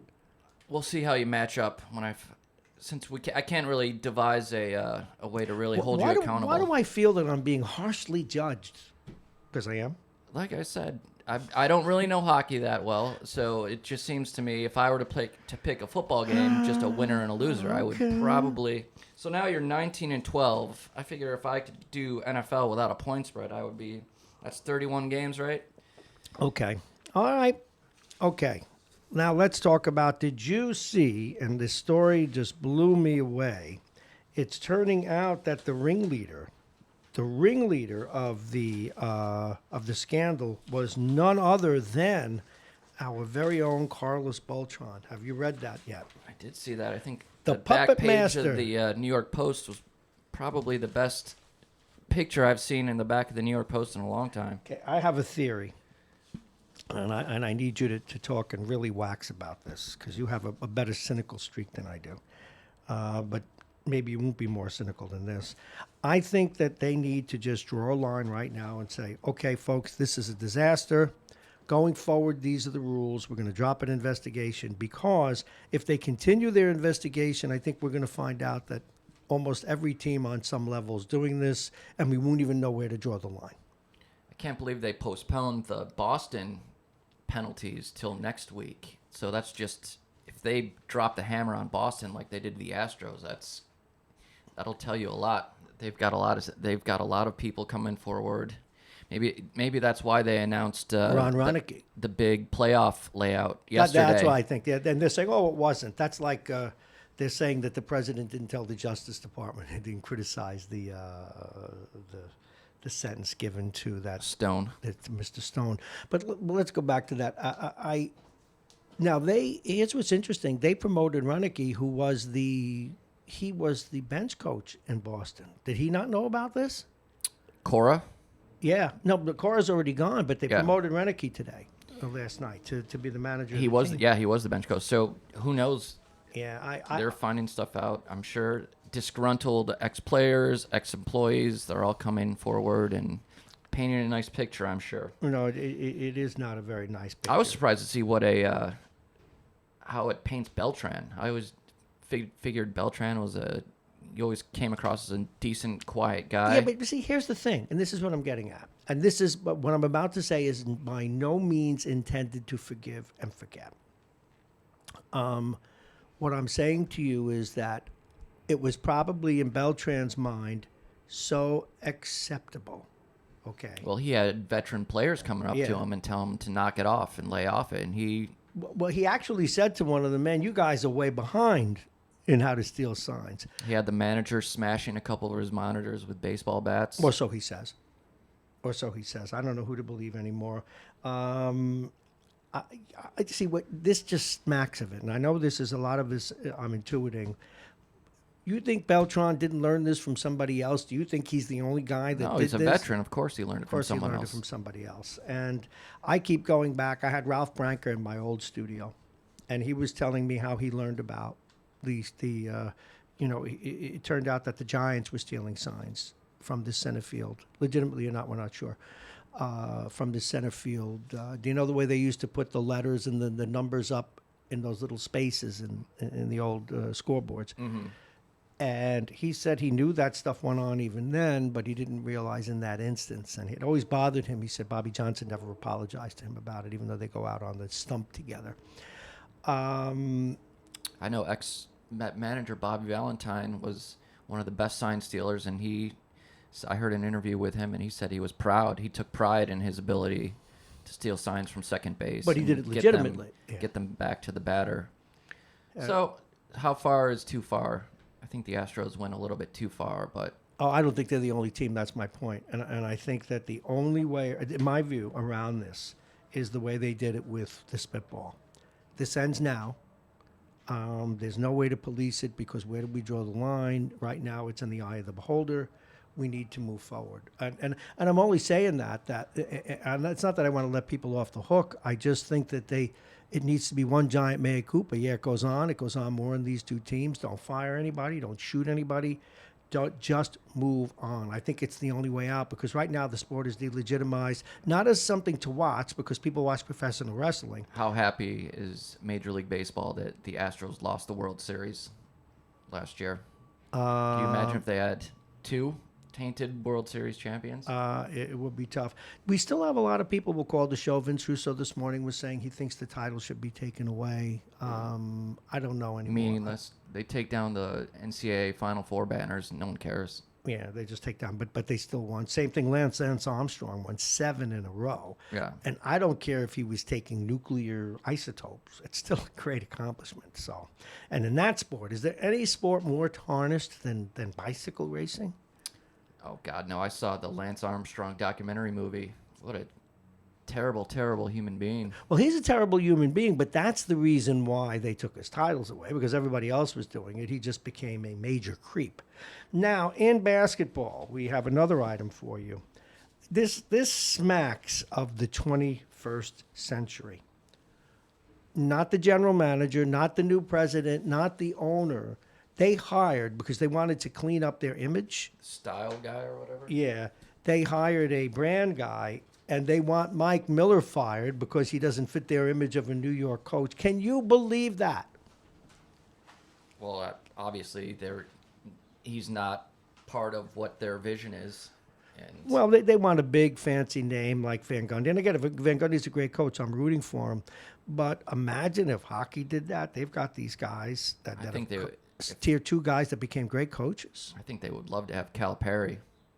We'll see what kind of money they throw at Calipari, but Well, that was rumored. Now people are saying he's not going to go. He's not going to go. I still think they'll make a push for him. So now, what else have you been looking at in sports that maybe we're not talking about? You once again, you've been vindicated in terms of what you were saying about the XFL. People are saying that's pretty No, impressive. not at all. It all will come down probably to this weekend. See what the TV ratings are this weekend. Last week just was curiosity, huge ratings, but will it continue or will it be a huge decline like it was the last time the XFL came around? We shall see. Let's see who's on the line wants to join the conversation. It would help if I put them on. Stay right there, Jake. I'm sure it's for you. Good morning. You're on Radio Westchester. Hey, Bobby, it's Anthony. Anthony, what's up? Hey, I heard you praising the prosecutors that walked away from the Roger Stone case this morning. Yes, I did. How come we don't see any prosecutors walk away, when somebody who murders people gets off with a light sentence? I don't know, but I wasn't talking about that. I was talking about the fact that once again... You got your hair up on the back of your neck already. Yeah, no, I was talking... I don't know if I have hair back there. I know what you were talking about. That's what I said when I first called. Yeah. I fully understand what you were talking about. No, But my point is, why is it not? And this is one of my main themes and pet peeves. Where's the consistency? It's not. It doesn't call for consistency. It doesn't? No, because what we have is the most powerful man on earth, and his minions are doing things that we used to consider reprehensible, and now we don't anymore. Think about this. Prosecutors can take down the most powerful man on earth. So why shouldn't prosecutors be consistent? Anthony, wait a minute. You hesitated there. Yeah, I did hesitate because I'm trying to come up with the right words.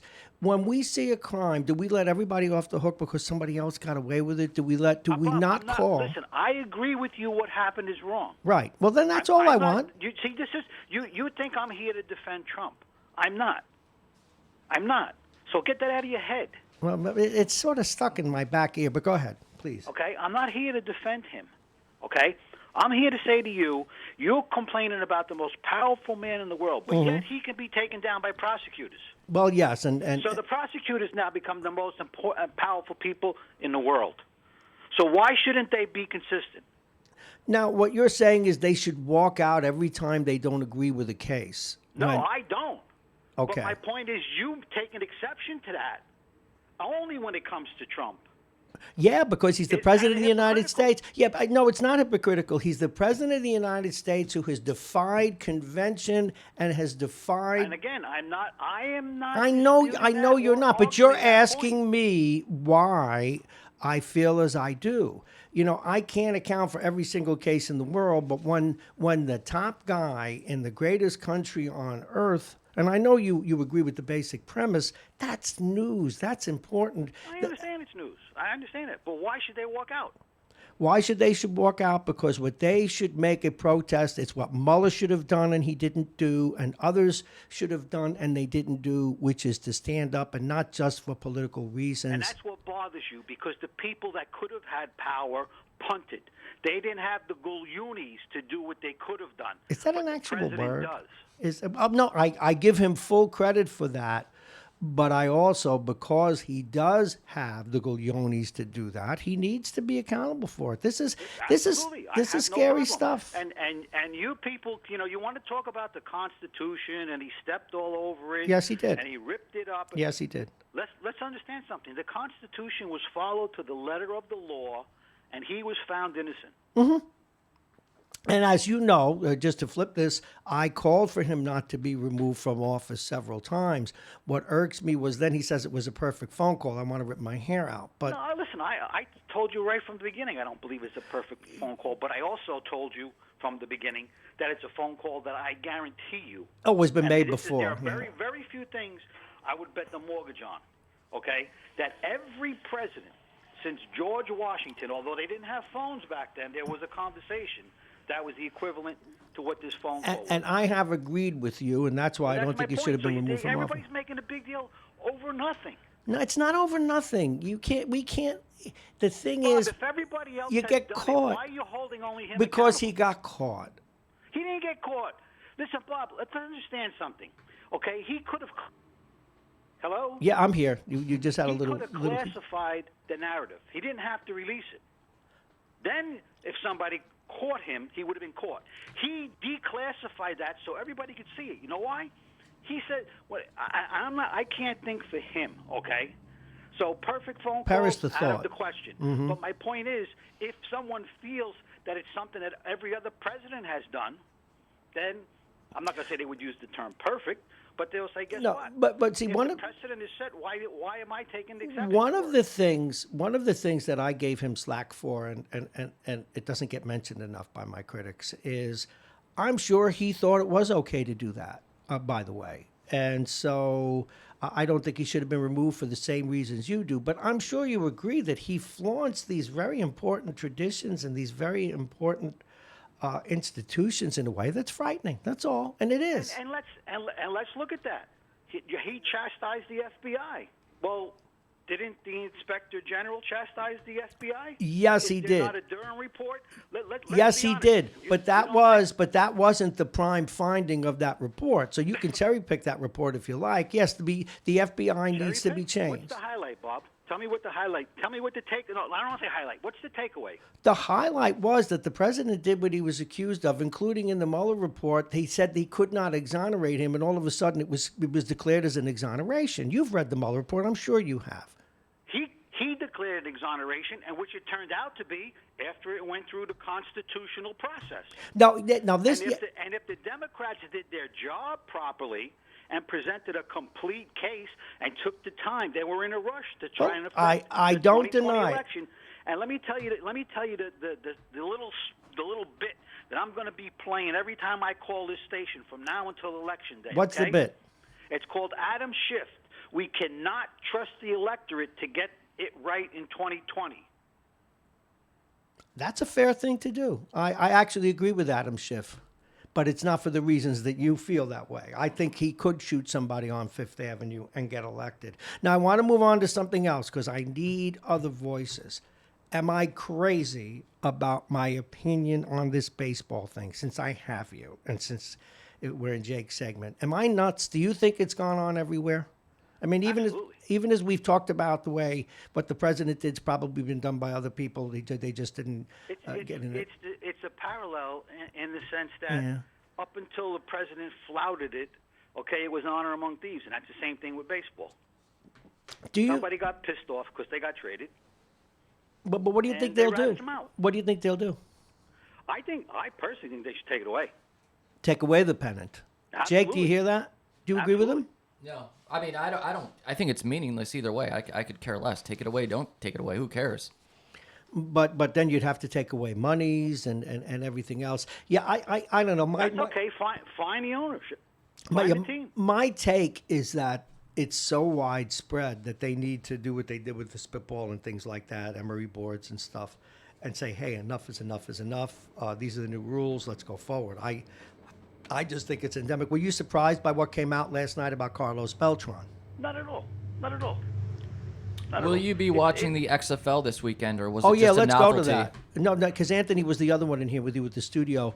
Will you give the XFL another shot? That was my third item. I only watched part of the game last week. I'm going to try to make it so I can watch the whole game this week. Because That's how impressed I was with it. yeah, and what I did do is I went on YouTube after I spoke with you two guys, and I looked at that kickoff. What an interesting setup! I liked it.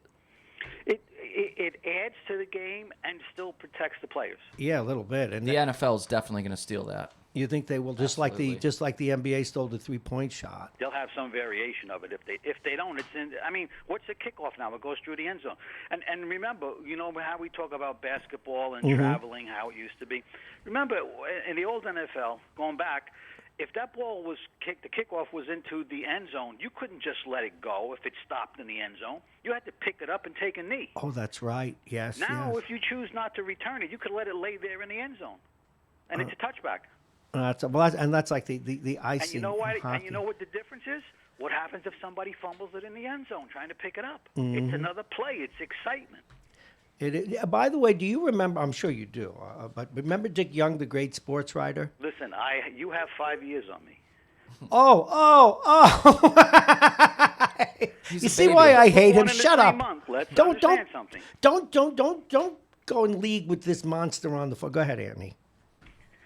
No, it is what it is. Okay, One in but the you same do month. remember Dick Young, great sports writer.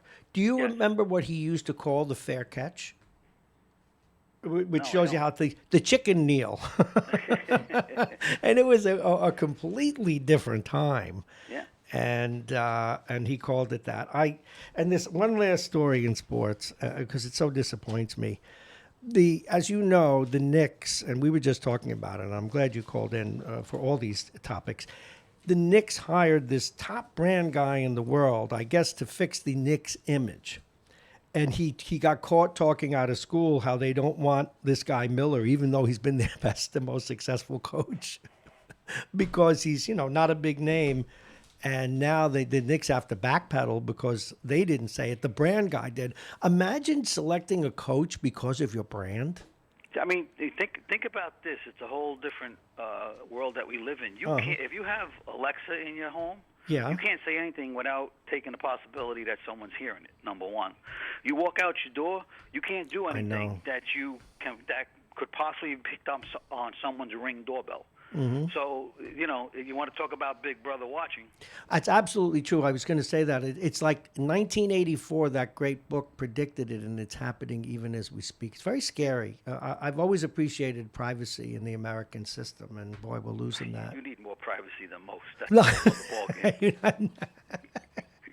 Anthony, as always, thank you very much You for the got it. call. 5 years younger. Really? Oh, I'm 5 years younger. He's older than dirt. He came out swinging. He always does. That's what we do here, and that's what we need more of in this country. But it's hard to get people to talk. It doesn't change my attitude towards Anthony. I hated him before he called, and I hate him now. But that's what we do. And why can't we get more of that without it resulting in people saying, hating one another? I trust him with my kids. So if there's a brokered convention, Yes. which I think it's Those are might very happen, exciting, yeah. Can anyone sweep in at that point? Pretty much, yeah. But I think I think at the end of the day, if they broker a convention, it will be him. No, I've got a guy talking in the hallway. I'm talking at a college this afternoon. I'm giving a lecture at the Mercy College. But this is one of our sponsors, so we have to say hello to him. Joe Soroselli, how are you? Aging Issues Radio. Where are you going all dressed up? You look like Santa Claus. No, I'm never Santa. Yeah, sit down. Say hello. I actually got to catch the train. I'm running into the city. Doesn't that hurt your hands? It does. I'm a big guy, so I can catch the train. No, big guy. You've been posting on Facebook about you're fitting in suits again. Jake, meet one of our sponsors, Joe Soroselli from Aging Issues Management. See what we do? A sponsor walks in, we treat you with much respect. How much weight have you lost now? About 27. Do you know what you look like now? Burt Lancaster. No, a human being. It's good to see you, Joseph.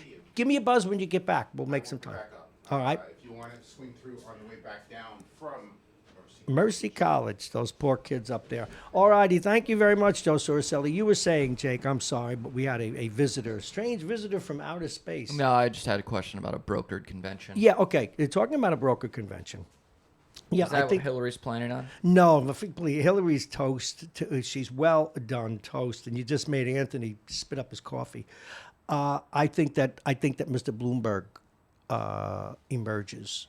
Yeah, isn't every day a new? Yesterday there were 2 new videos, audio videos of him praising his stop and frisk, and Yeah, which he then backed off of a few weeks. You see, the problem that he he has. can back off it, but it's on tape. Yeah, I actually like stop and frisk, and I'm as liberal as I may lean in certain ways. I just think it needs to be done properly. But be that as it may, no, I think someone can step in, and in a broker convention, anything is possible because then the votes start flying around across the floor. Now, again, you're too young, and Anthony's 5 years younger, but it used to be cool. I remember in '60 and in '64, God, I'm aging myself, and in '68, listening to the conventions on radio up in my bed was so interesting. And now the members of the Kennedy team are talking to the people from Nebraska, and they're looking to try and pick up. And you didn't know until 1 in the morning or 2 in the morning who the nominee was going to be. That was exciting times. A broker convention is what they are hoping for, well, at least the people that follow this for a living, because it's very, very exciting. So I don't know if but it was another time. And that kind of horse trading actually takes place, votes, and particularly when it gets down to who'll be the vice president. For example, in the case of Lyndon Johnson, the Kennedys hated him, but they needed Texas. Yeah. So that matters. It is 8:26. Now, coming up at 8:35, we're going to be talking with A.J. Woodson. As you know, folks, a lot going on in Mount Vernon. Anything else, Jake, before we send you on your way? You got 3 games to pick tonight. All righty, I'm ready.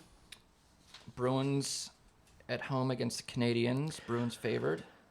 I have to go with the Bruins in that case, yes. And with whatever points or whatever the spread is. Go ahead. Flames on the road favored against the Kings. Flames are favored, huh? I'll go with the favorite. And the Canucks at home favored against the Blackhawks. The Canucks have not been playing well. I'm going to go with the Hawks. I want the dog. I want the dog. Woof, woof, woof, woof, Right. woof. It's about time. Those are Marrone's picks of the week. Well, the problem is that hockey is, it's not as predictable as it seems, but if you know your teams, you know who is going to. All righty then. Jake's picks of the week, now Bob's bloopers of the week, according to Anthony. Thank you very much, Jake. Have a wonderful day. We all are going to have a wonderful day, and this segment was brought to you by Dominic's Fine Cigars, licensed retailer with a big selection, including Arturo Fuente, Padrones, and more. Dominic's Fine Cigars, located on Boston Post Road in Larchmont. They are open 7 days. And the weather, of course, is brought to you exclusively by United Hebrew of New Rochelle, one of America's best rehabilitation and senior care campuses, and it's right here in New Rochelle. Visit uhgc.com.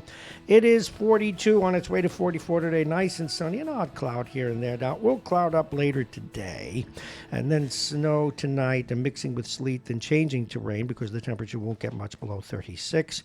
Tomorrow, rain early, then remaining cloudy. The temperature will be 53. Friday, mostly sunny sky. High will be 34, the overnight low 9. That's right, Friday night, 9 degrees. Saturday, we'll have some sunshine with a high of 28, the overnight low 24. But that's the weather we're supposed to have. And as we head into the bottom of the hour, we supported this morning by Plug-in Virtual Reality, the law firm of Pena & Con Aging Issues Management. We just met the president, stopped in to say hi earlier. And, of course, United Hebrew of New Rochelle, a top-rated campus of senior care. Visit uhgc.com. Now, many of you have been trying to call in on our regular call-in line. There are some troubles there. But fortunately, we do have guests for the rest of the show. But by tomorrow, we will have that fixed. We will talk to the HGIC. Hey, Jake, do you know what the HGIC is? What that's No. head geek in charge. We got to get a hold of the geeks. to fix the main phone line. And again, if you're just joining us, a number of stories today were troubling, but probably the most troubling is right here in Sarah Lawrence College. We're trying to figure out how this happened, and we're even going to ask AJ about this when he comes on as we talk about all the shenanigans going on in Mount Vernon. A sex trafficking Svengali created a cult of vixens by preying on students at Sarah Lawrence. Lawrence Ray, who was best man at the wedding of former NYPD top cop Bernie Kerrick, well, that ought to tell you right there, made $500,000 pimping out one co-ed and manipulating others into forking over hundreds of thousands, according to federal prosecutors.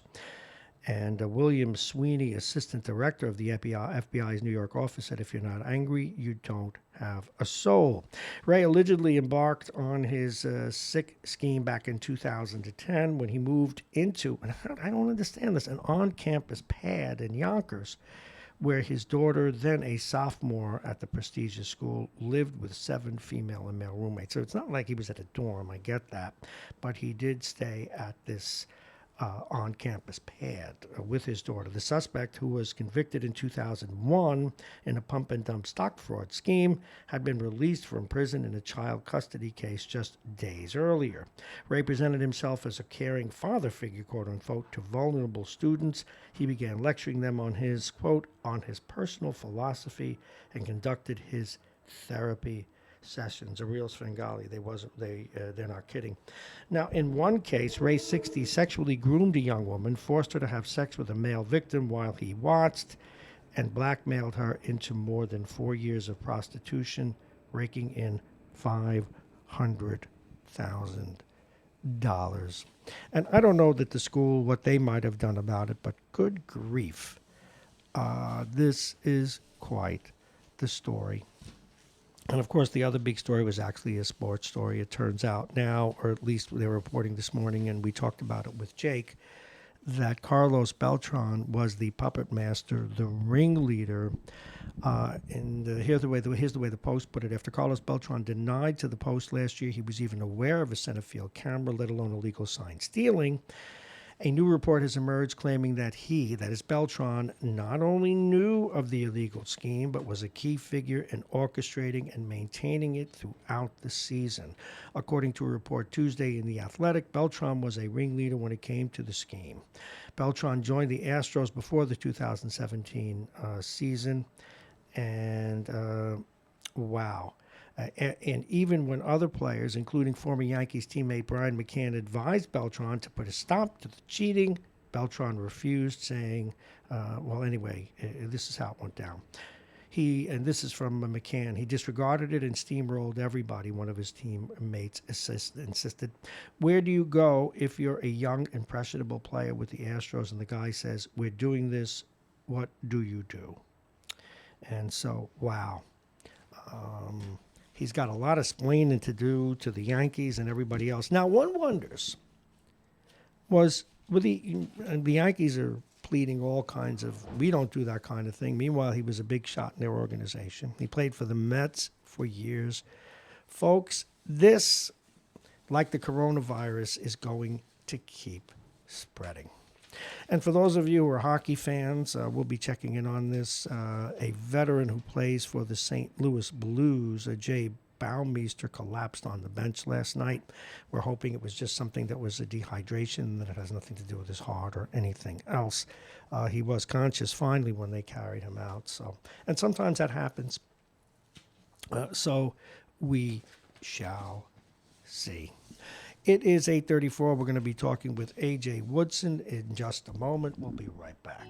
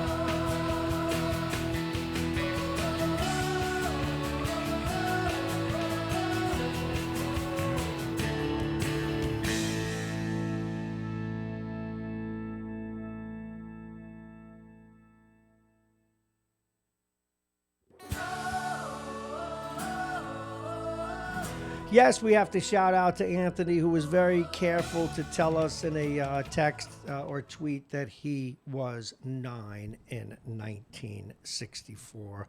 Thank you very much for that, Anthony. We appreciate the update. Don't eat anything poisonous today, whatever you do. The weather this AM in New Rochelle. Oh, you know what? We just got a text. Now listen to this from Tom from Pelham. How's the weather in New Rochelle? He's down and I see palm trees. You know, really, we should reach out and call him, but we can't. We have too many other orders ahead. But you'll pay for this. You will pay for this. Let me tell you, Mr. Ralph. My goodness. Good morning, Bob. How's the weather? And I see palm trees and I see clear skies. Oh, my goodness. But it also has Tom from Pelham's face, so that got even. Where is A.J. Woodson? Well, we're going to have to wake him up. That's what we do, and then that's what we will do. Otherwise, we'll have to reopen the phones and do all that kind of stuff, and we can do that. So you stay right there.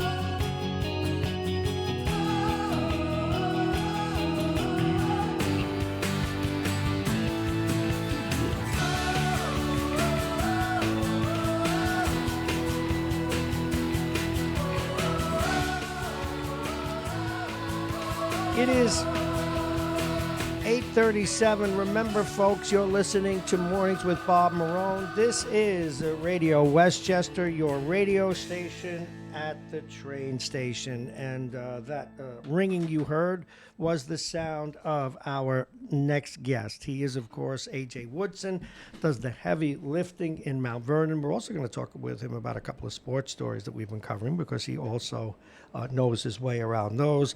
But no one covers Mount Vernon better. Again, the editor-in-chief of Black Westchester Magazine. Please welcome A.J. Woodson. Good morning, A.J. Good morning, good morning, good morning. You know, your city, if I just wanted to cover that, I probably could do 3 hours a day. Hezzy Harris, one of your colleagues, did a story the other day about Lisa Copeland's efforts to have a Friday night meeting to finally get the votes needed to fire people in the city clerk's office. Not everyone could make it. And so we seem to have yet again what appears to be, to some extent, a runaway city council, even as, and we've already had controller issues, even as we have a new mayor. What do you know? What's going on? Okay, so I broke the story. I remember when you did.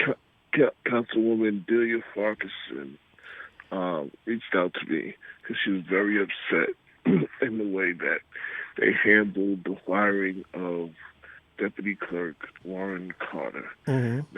Now, her and the Deputy Clerk and the clerk serve at the pleasure of the council. But from all the research and from what the council was telling me, they need a majority to for the hiring and the firing. So after our story came out, Council President Lisa Copeland put out that, you know, she doesn't speak on personnel matters, but blah, blah, blah. But she had 4 votes on January 9th. I went to City Hall and I foiled this meeting on January 9th, which is a Thursday. Meetings are usually on Wednesdays, except for this upcoming the upcoming meeting because I think President's Day was on that Wednesday or something, mm-hmm. the next meeting. So other than that, they're always on Wednesday. So there was no 9th meeting. There was no record of a January 9th meeting. There was no record of a notice of a meeting. And there was no recording of a vote. Okay. Now, what does that mean? Was the meeting a rumor, or did she call it and didn't report it? There was no meeting. Okay. So she said that they had the votes. And as Hezi and our guy, Atif Khalil, Atif Coleman, he asked the question. He posted the Facebook response of Lisa Copeland and said, when Hezi said, if what she said was true, Mm-hmm. there would not have been a need for this meeting this past Friday. Okay. So by having this meeting Friday, it's like an admission that you outright lied about having 4 votes first off, and even having a meeting. Mm-hmm. So I don't think he hits that on the nail where he asked those questions as a follow up, as did Atif from Black Westchester, and I have no problem with the firing of people when they serve at the pleasure. Well, of course not. Even though her firing had all the appearance of retaliation because Lauren Carter actually supported Andre Wallace in the mayor race. I can't believe we have that kind of thing going on, but I guess it's politics, huh? This kind of retributive behavior. It's like what the president does. My God. Right. So excuse me. That's okay. The one thing that I can say, and as long as I've been covering everything, Lauren Carter is probably the one person in City Hall who has remained a person of integrity and done her job with dignity. No, and she's the deputy clerk. Right. Correct. Wow.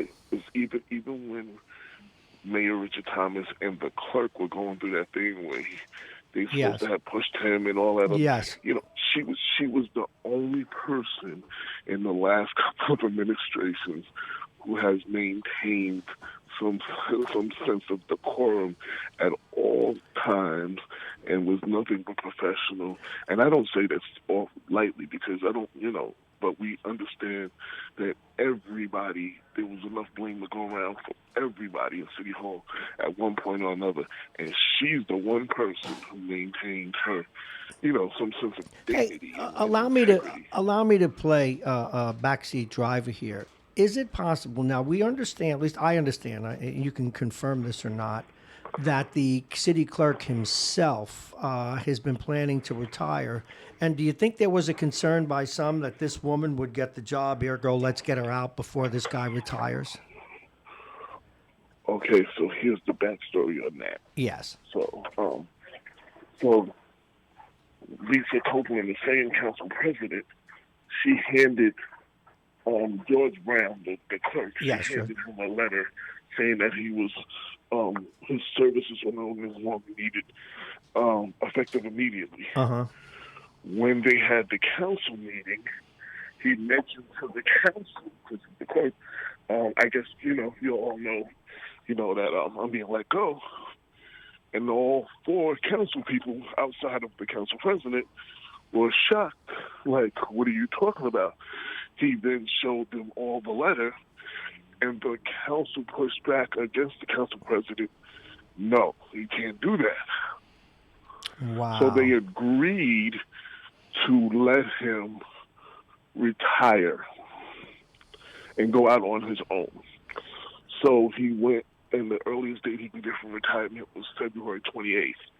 Mm-hmm. So that's what they agreed on as a council. Again, I said Delia Farquharson is the one who told me about it originally, and she wrote it on letterhead, stating that her and 2 of her other fellow council people, one being Councilwoman Janice Duarte, who also gave me a statement in my story, and the other one being Derek Thompson. Well, they called a special meeting. Janice Duarte and Delia Farquharson were not able to make it. And according to everything, I guess they got Derek Thompson on their side. They got the votes. They took the vote 3, and they fired her immediately on Friday.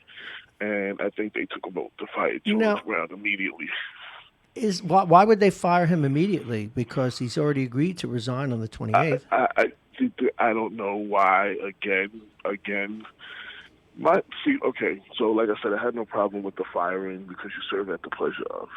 However, let me just inject this. Go ahead. No, let you finish. I'm sorry.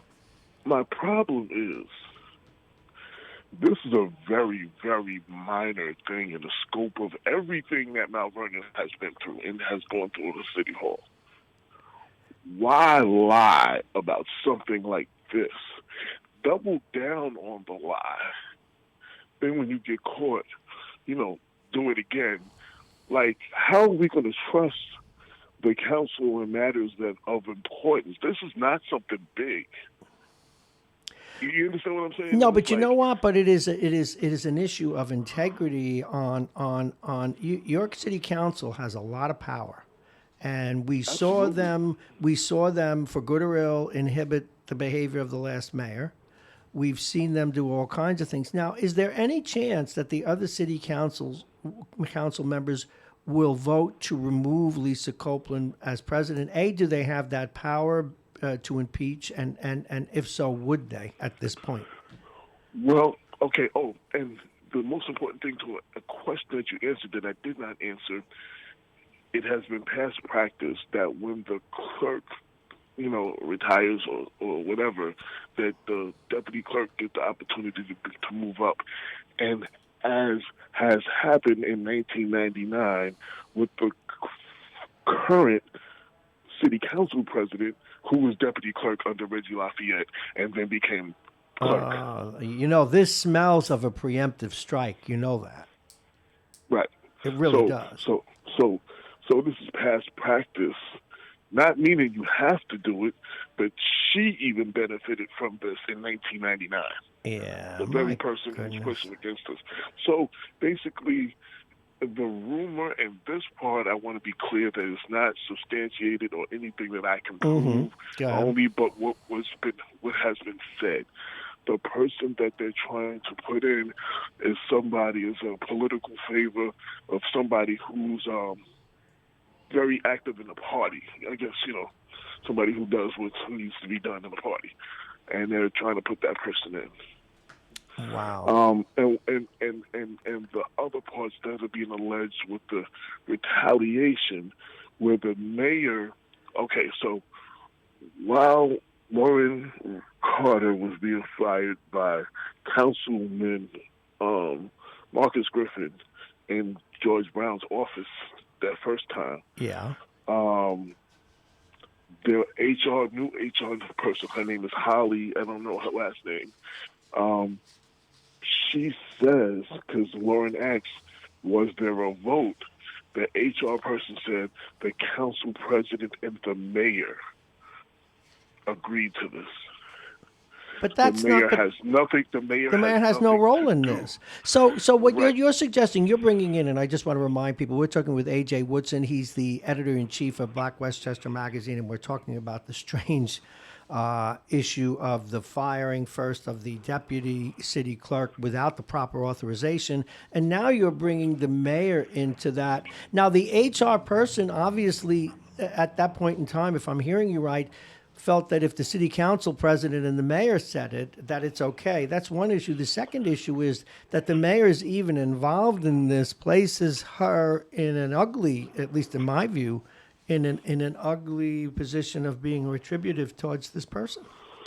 And I want to be clear. That's not. We don't know. This is the allegation that was made by the deputy clerk, and I am repeating what she has said to me, to News 12, to Lohan. It's credible. It's credible. And also to the Yonkers voice. Am I crazy? Ross, yeah. Am I crazy for smelling the hand of Reggie Lafayette in this? I don't think you are. I don't think you are, because he's usually behind the scenes involved in a lot of things. So I don't want to personally implicate him that I don't have proof. I've been very critical of him for things that I know that he's done. I will not accuse him for something I don't know. I understand. But I do want to say, you're what you're saying is not that far off. Like something I would be like, oh no. Well, I it's can't see that conceivable, happening. right? It's conceivable. Right, conceivable. Now, It's what's coming out as a surprise to me, and I must say, I know that this new mayor. Once again, we had a new mayor coming in with a new broom, but it appears to me there's some bristles that are that are missing. Guys, Well, I got to get her on the again, show. Now, this I have to say. Now, again, I'm trying to give the mayor her honeymoon period. No, I'm done with But honeymoons. I will state the facts. This current mayor was the planning commissioner under Mayor Rich Thomas. Well, but Richard in fact, fired her, didn't he? But in fact, even though that was her job that she was getting paid for, she was the unofficial chief of staff. She was the She ran unofficial. everything under Richard, huh? She was the unofficial chief of staff, though that later ran against him and with great vigor. So Well, she ran against him. She was fired. Like, a lot of things that Richard Thomas did, she was there by his side. She was in those meetings, and she only spoke up after she got fired. And she only got fired when the situation where the feds came in and demanded some paperwork, going back to the planning commissioner before under Ernie, and she had to hand in the paperwork, and they were a little nervous and didn't know what she handed in, and she got fired then. That's why she got fired. wow. So where do we go from here? Again, we all want to give this mayor a good chance, but my goodness, you're a busy bee trying to cover these stories. I don't know how you stay on top of it. Where is this story headed? Is there any sense? I don't know. While it's the story that thanks to Hezzy is never, like, when everybody thought it was over, Hezzy gave it new life. Mm-hmm. And he did a very good job. Very good job, Hezzy. Very good. Well, you reporting. all do. That's why you're all on this station. That's what we created it for. I don't know where this is going. I don't know if there's any more to this story. I am concerned that if you are getting rid of the clerk and the deputy clerk, and you're bringing somebody in who has no experience, who trains this guy? Wow. And so, that's something we should be concerned, because the clerk has a lot of power. I know. And it's the record keeper of the city, so like of the city council. So if who vets who, this guy has to now learn. This guy now has to learn on the job, because the two people who have had the job over the last 3 administrations are not there. A couple of questions regarding some of the players involved. Back to and go ahead. another key nugget. The other reason the accusation of retaliation, Sean Patterson Howard's sister worked for George Brown. And there was an incident where he supposedly had chest bumped her and verbally abused her or something. This is when Ernie Davis was still mayor. They had came to me, but they never gave me any proof, so I was never able to do a story on it. But there's been bad blood between Sean Patterson Howard's family and George Brown. Oh man. Well, I have heard variously, and again, I can't substantiate it. Is George Brown a stable guy? And I'm not saying that to imply anything other, but we get rumblings. Did he have any mood issues, or did he have difficulty getting along with people? Well, I was never on his Christmas card list. I was hated when Rudy Davis was in office. Now, there's no permanent friends or enemies in politics, evidently. No. But the one thing I will say that I think I can say confident, George Brown has classic Napoleonic complex, and I say that with respect. No, I do. I understand. He's my height, so let's continue, please. Yeah, so, God bless So George Brown. they say sometimes shorter people like to throw their voice around and throw their weight around because, they, so he's definitely had those elements at times. So, I guess that could go to answer your question. One more question, and I brought it up before. Now, this is based on an assumption, and I'm going to underline this 3 times. If everything we're reading and hearing about Lisa Copeland is true, why shouldn't she be removed as the head of the city council? What's necessary to do that? Do you know? Right, and I did not answer that question. So, according to Reggie Lafayette, and I interviewed him when they tried to vote out Andre Wallace as the council president, and then being the acting mayor. Reggie said that move was illegal. But that's not his call. That's a judge's call. No. But what he's saying, though, is he's saying that the council votes on the council president once a year, and you cannot remove the council president midway through the That's year. absurd. That's absurd. We can impeach a president. No. I understand that. I'm not arguing with you. We just impeached the president. Now, he didn't get convicted, but we didn't, and we will be waiting for an election, fortunately or unfortunately. But so in other words, so she can go and shoot the mayor or go in and rob the bank theoretically, and she can't get removed. That's absurd. That's just Reggie throwing his weight around. According to him, that's his interpretation of the charter. I have never looked at that part of the charter, so we'd actually have to look that up. Whatever happened to that charter commission? Did it evaporate? So let me say this with all due respect with the guy who's the head of the commission, Derrickson Lawrence, yes. I have a lot of respect for him. I know a lot of people do. They say he's a super intelligent guy. One of the things me and him debated on was that Richard Thomas set this up as another one of those things that's all substance with symbolism with no substance, close to the vote, just because it was it was good for press, but that I didn't really see it going anywhere and having any power.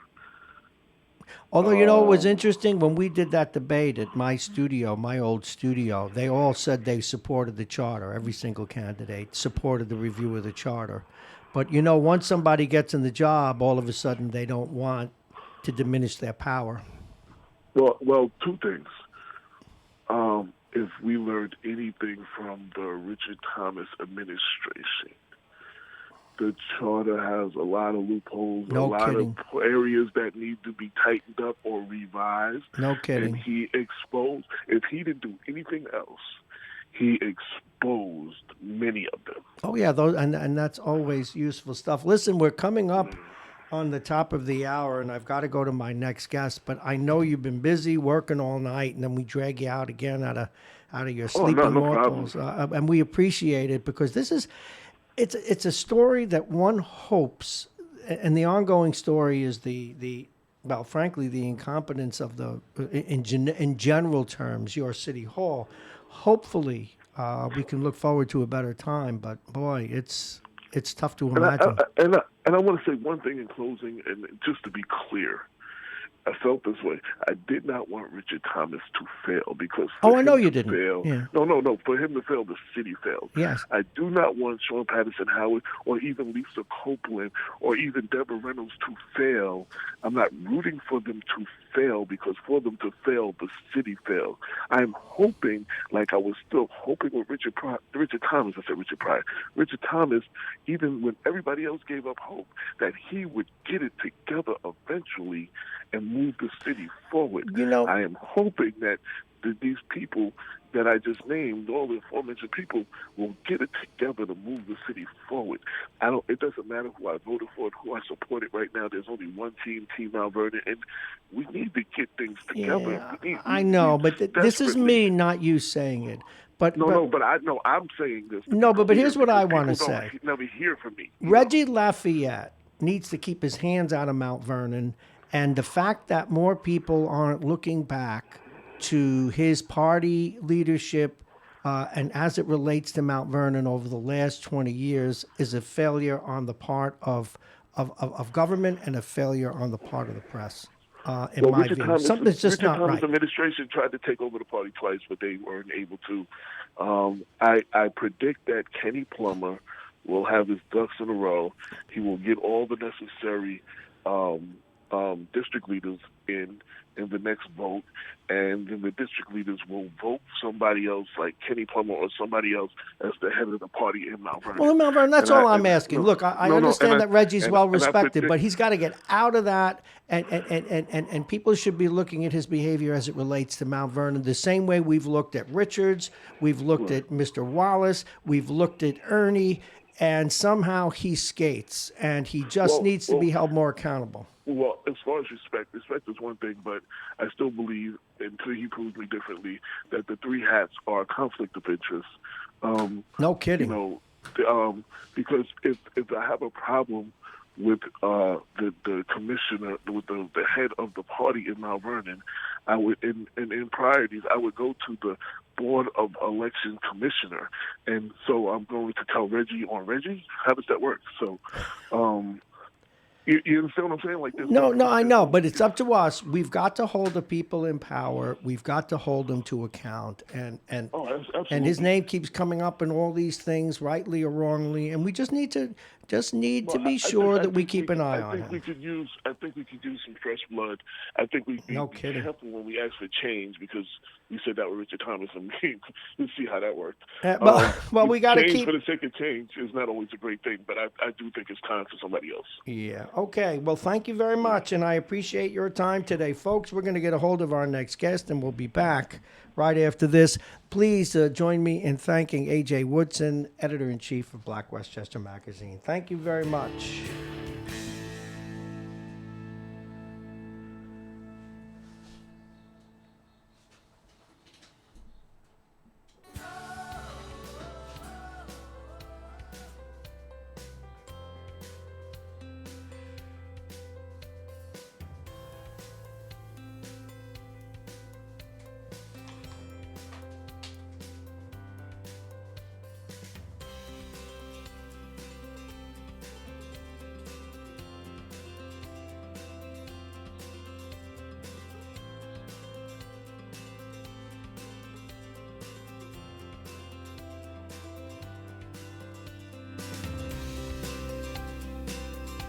Good on this line?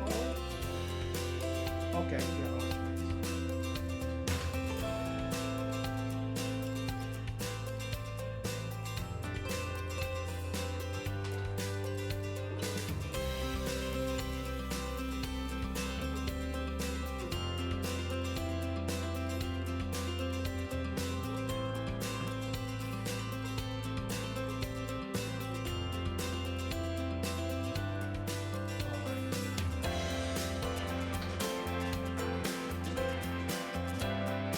All righty, it is 9:03.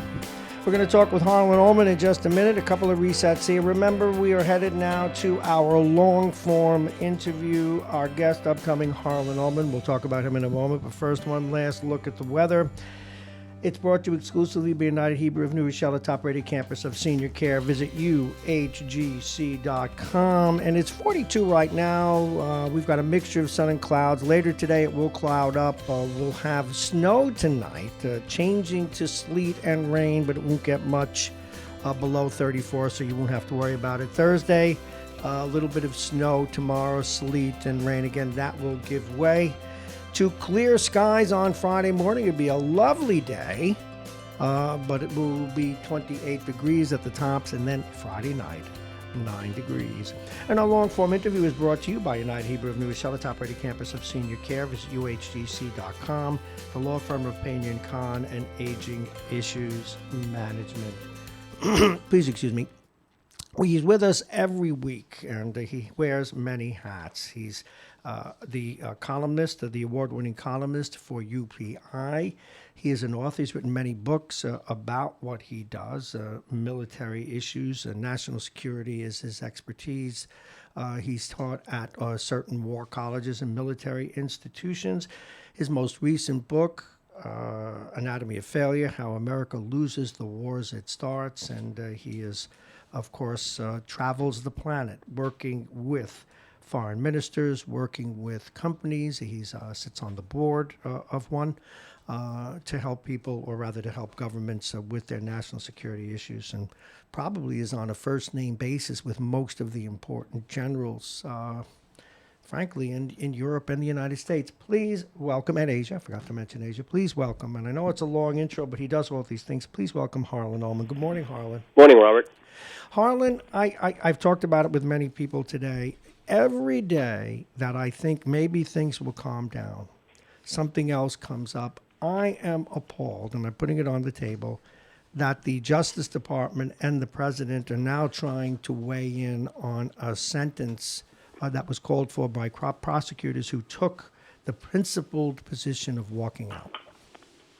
How does this, what is it, and we need to look at this hard, what is it about the public, or perhaps the anathema and the animus they feel towards the hard left, that allows this stuff to go unquestioned by Trump's supporters? We had an impeachment trial. Trump was acquitted. It is predictable that he was going to take vengeful actions in response, which he has done. I think that one of the results of the impeachment is to empower Trump to do now whatever he wants unrestrained. The Congress or the Senate has proved itself to be incapable of dealing with checks and balances. And the base of Donald Trump, I think, delights in what the president is doing, because they have such a huge distrust of government that when the president takes on government, it redounds in his favor. And so as a result, he has become much stronger politically with his base after the impeachment. And we look forward to November for the elections. But what's happened in New Hampshire, what happened in Iowa, suggests that the Democratic Party is not only incompetent of dealing with these issues, but if they nominate somebody like Bernie Sanders, it's going to be another 4 years of Donald Trump. And so I guess you could say a perfect storm of issues has come together to empower Donald Trump at a time when the nation needs good, sound, non-ideological, rational leadership. And it's not coming from the House, because I think they botched the impeachment. It's not coming from the Senate. And as we are seeing, the executive branch has become an arm of Donald Trump. He has subsumed it.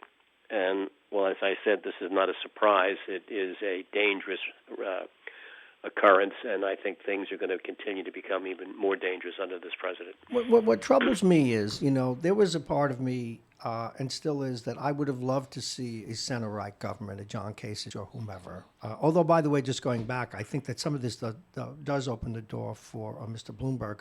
But having said that, why don't the Republicans, even as they need to kowtow to the president, don't they care that the very democracy that we live in is being attacked by this guy? And can't they at least govern him a little bit and say some of this stuff is off the boards? You can't be meddling into sentences. You're not a king. You can't be meddling into what judges do and criticizing, or at least calling them and different arms of the government, everything from scum to evil. I mean, can't they at least acknowledge that? Why should they? In the Senate, the last thing that the Republican senators want is to lose control. The next to last thing they want is to be tweeted by the president so that they are primaried. And finally, they see that a Bernie Sanders or an Elizabeth Warren is a far greater menace to the country than is Donald Trump. Well, that I understand. So from those perspectives, what is the option? If the option is to attack Trump, you then possibly create a greater opportunity for a Sanders or a Warren or whomever. And so the path of least resistance is very predictable. Now, you made a point about Mike Bloomberg. If Bloomberg can emerge on Super Tuesday as a formidable candidate, I think that will change everything, because you will see Republicans, and certainly Republicans in the Senate, now see a more competent person to become president. And you may see some of them beginning to defect. And if Bloomberg is nominated in Minneapolis, then I think you will see a split in the Republican Party among those who are really yearning for good government and those who see themselves still committed to Trump. But it's a long time off. There's no guarantee that Bloomberg is going to emerge victorious. And as I said, if it's Sanders, that will be catastrophic for the nation because it'll guarantee Trump 4 more years, in my judgment. And if Trump leaves and Sanders comes in, he will be an absolute catastrophe. This country could not tolerate a socialist or anybody with the policies that Sanders is suggesting, because not only are they unworkable, they will bankrupt the country even further, and they will not contribute to any kind of solution to heal the huge differences throughout the country. They will just exacerbate the issues.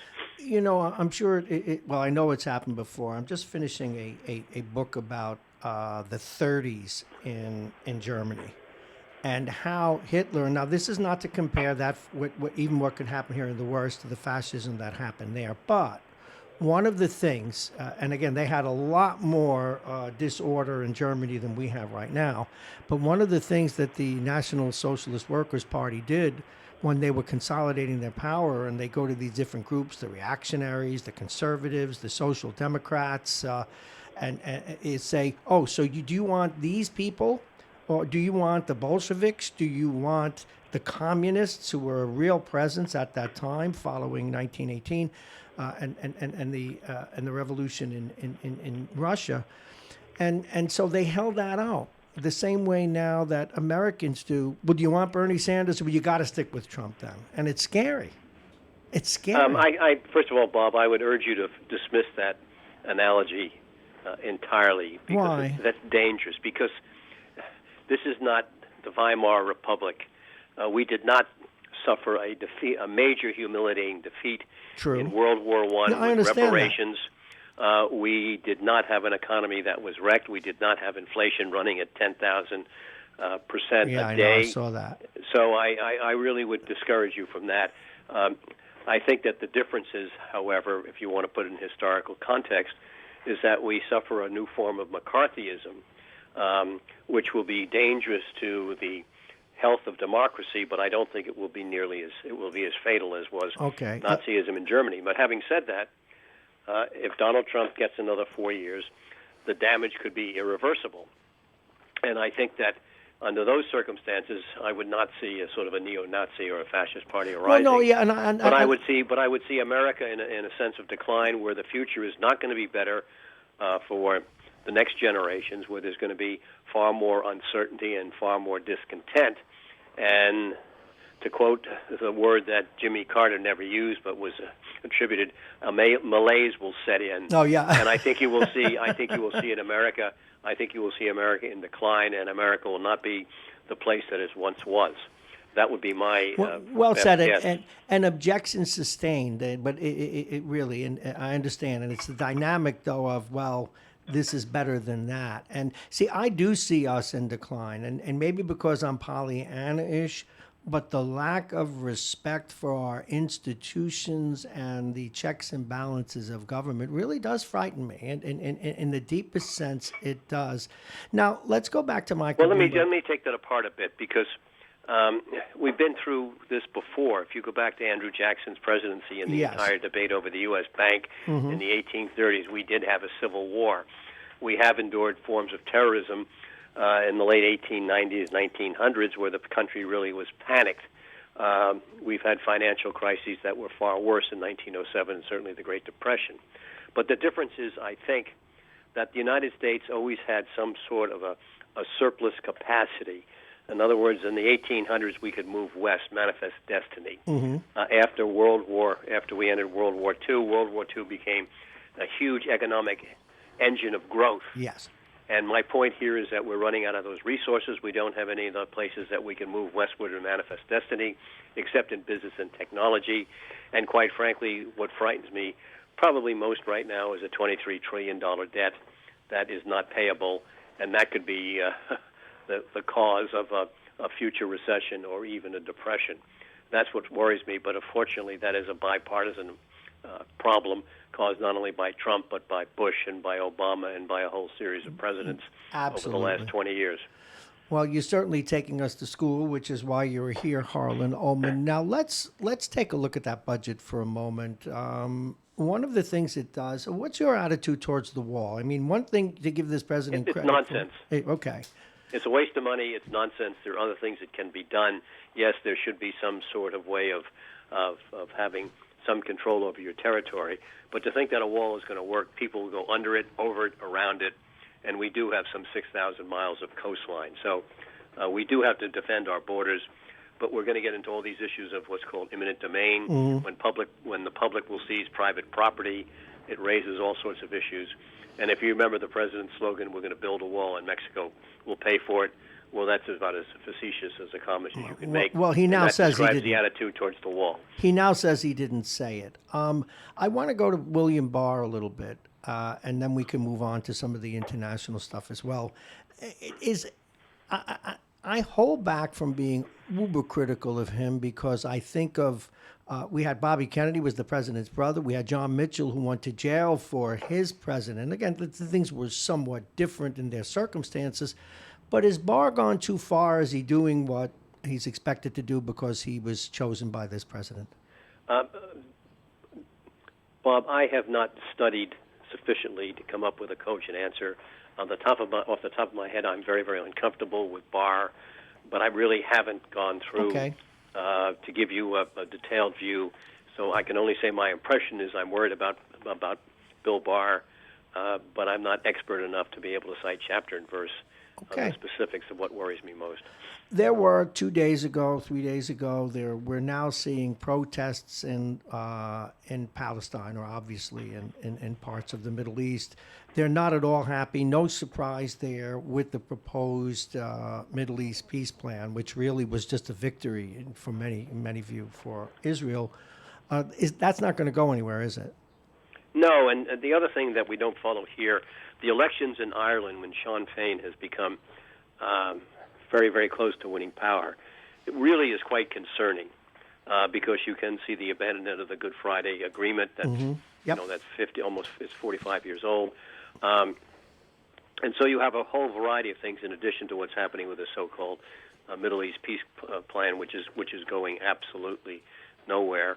And so I think that because we tend to be overly focused on the United States, there are other issues. What's happening in China, obviously, with the virus, whether that will peter out, whether that will get worse. I did want to go there next.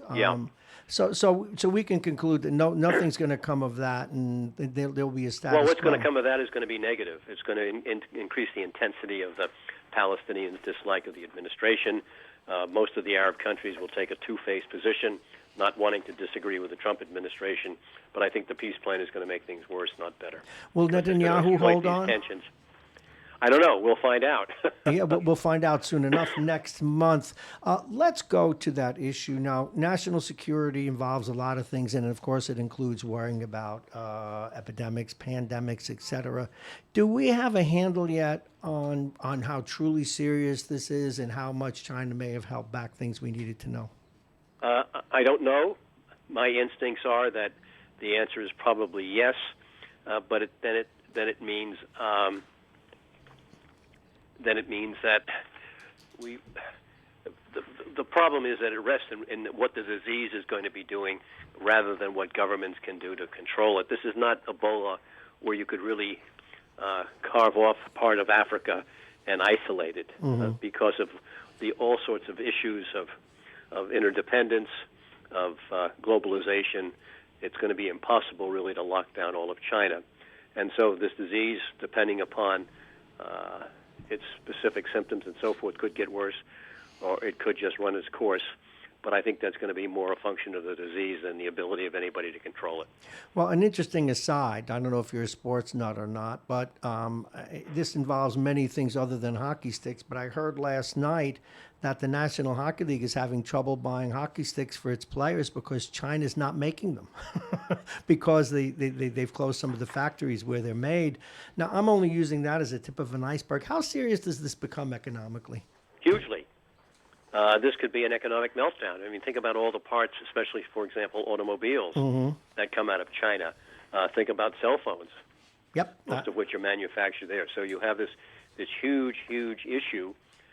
Now, it's cumulative. I mean, it's not going to cause a breakdown tomorrow, but over time, if this does not get itself worked out, then you've isolated China, potentially isolated China, which is the world's second largest GDP, but it's linked to so many other industries and businesses that if you stop it, you cause a breakdown in the machine.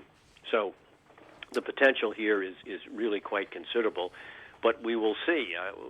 The only good news, it seems to be that the disease is not as virulent, that if you catch it, okay, it's a bad case of the flu, but the mortality rate does not seem to be as frightening, for example, as the Spanish flu of 1919 or Ebola, when if you get it, your chances of living are not that good. Are slight, yes. So we will see. Don't forget that every year at least 10,000 Americans die of the flu. So we don't want to overestimate the capacity of this particular disease. On the other hand, the potential for doing great damage across the board, not just to humans, but to the economy and other things, is very, very, very real. 921, we're talking with Harlan Ullman here on Radio Westchester. Harlan, you sit on many boards and you work with many governments and companies, and one of the things I probably don't ask you enough about is, just running a radio station now, one little hitch goes wrong with technology and it cascades. On a national level, at an international level, we're so dependent on technology. How ripe are we and how prepared are we as a country, and we have to start here at home, to keep computer glitches from shutting down government, shutting down the economy? How vulnerable are we? I think we're a lot less vulnerable than people think, even though any system or every system is entirely vulnerable. But we experience that on a routine basis with storms and weather. Weather comes in; it may not knock out your computers, but it knocks out power, electricity, et cetera, et cetera, et cetera. In New York City, for example, a manhole explodes, and Wall Street is cut out for some time. So there's a rejuvenating factor that exists. And I think the notion of somebody permanently shutting down all of our electrical grids is something that's more of Hollywood movies. On the other hand, the time it will take if, for example, the generators and transformers particularly, which are huge, huge, huge structures, the transformers are destroyed, which would be more physical than through some kind of a computer hacking situation. The time to build new ones could be measured upwards of a year or two. So there are certain vulnerabilities. The government usually is good at least monitoring them and having some sort of backup. But unless something really happens, the chances are that this ability to protect against vulnerabilities will be incomplete. For the moment, I'm less worried about that. In 1980, which is 40 years ago, the Center for Strategic and International Studies released a report saying that the nation's greatest vulnerability was electrical infrastructure. That was 40 years ago, and it's only gotten worse. So we might be able to take a degree of confidence in that. Even though you can predict all these things going wrong, as Adam Smith famously said 400 years ago, there's a lot of ruin in the nation. Oh, do you know what I've read an awful lot about? And of course, we don't really expect at this point in our history, and maybe that's a naive statement, to ever have a nuclear blast over our territory. But nonetheless, how vulnerable are we to an electromagnetic pulse? I know Air Force One entirely. We are, aren't we? There's no defense against it right now. In fact, I was one of the companies on whose board I sat had some ways of dealing with EMP, but they just were not implemented. When we built up our military, for example, during the Cold War, the Soviets always planned to have an exoatmospheric explosion, say at 300,000 or 400,000 feet above sea level, with say a 200 or 300 or 400 kiloton weapon that would take out all of our electronics with a huge space below. And since all of our systems are dependent upon the chip, those chips would be melted. And I remember during the Cold War, we used to make fun. We captured a MiG-25 when one of its pilots defected to Japan, and everybody was saying, well, they only have these big glass tubes, these great diodes and so forth and so on, and how backward they were. Well, the fact is that they were invulnerable to EMP. How? And since the Soviets were prepared to use nuclear weapons, what they were doing was not silly. It was really made a heck of a lot of sense. But, yeah, there's a huge vulnerability to EMP. you know what happens when there are sunspots and Yeah, absolutely. all sorts of radiation from Yeah. space, which will deal with having the equivalent effect and to a much smaller degree.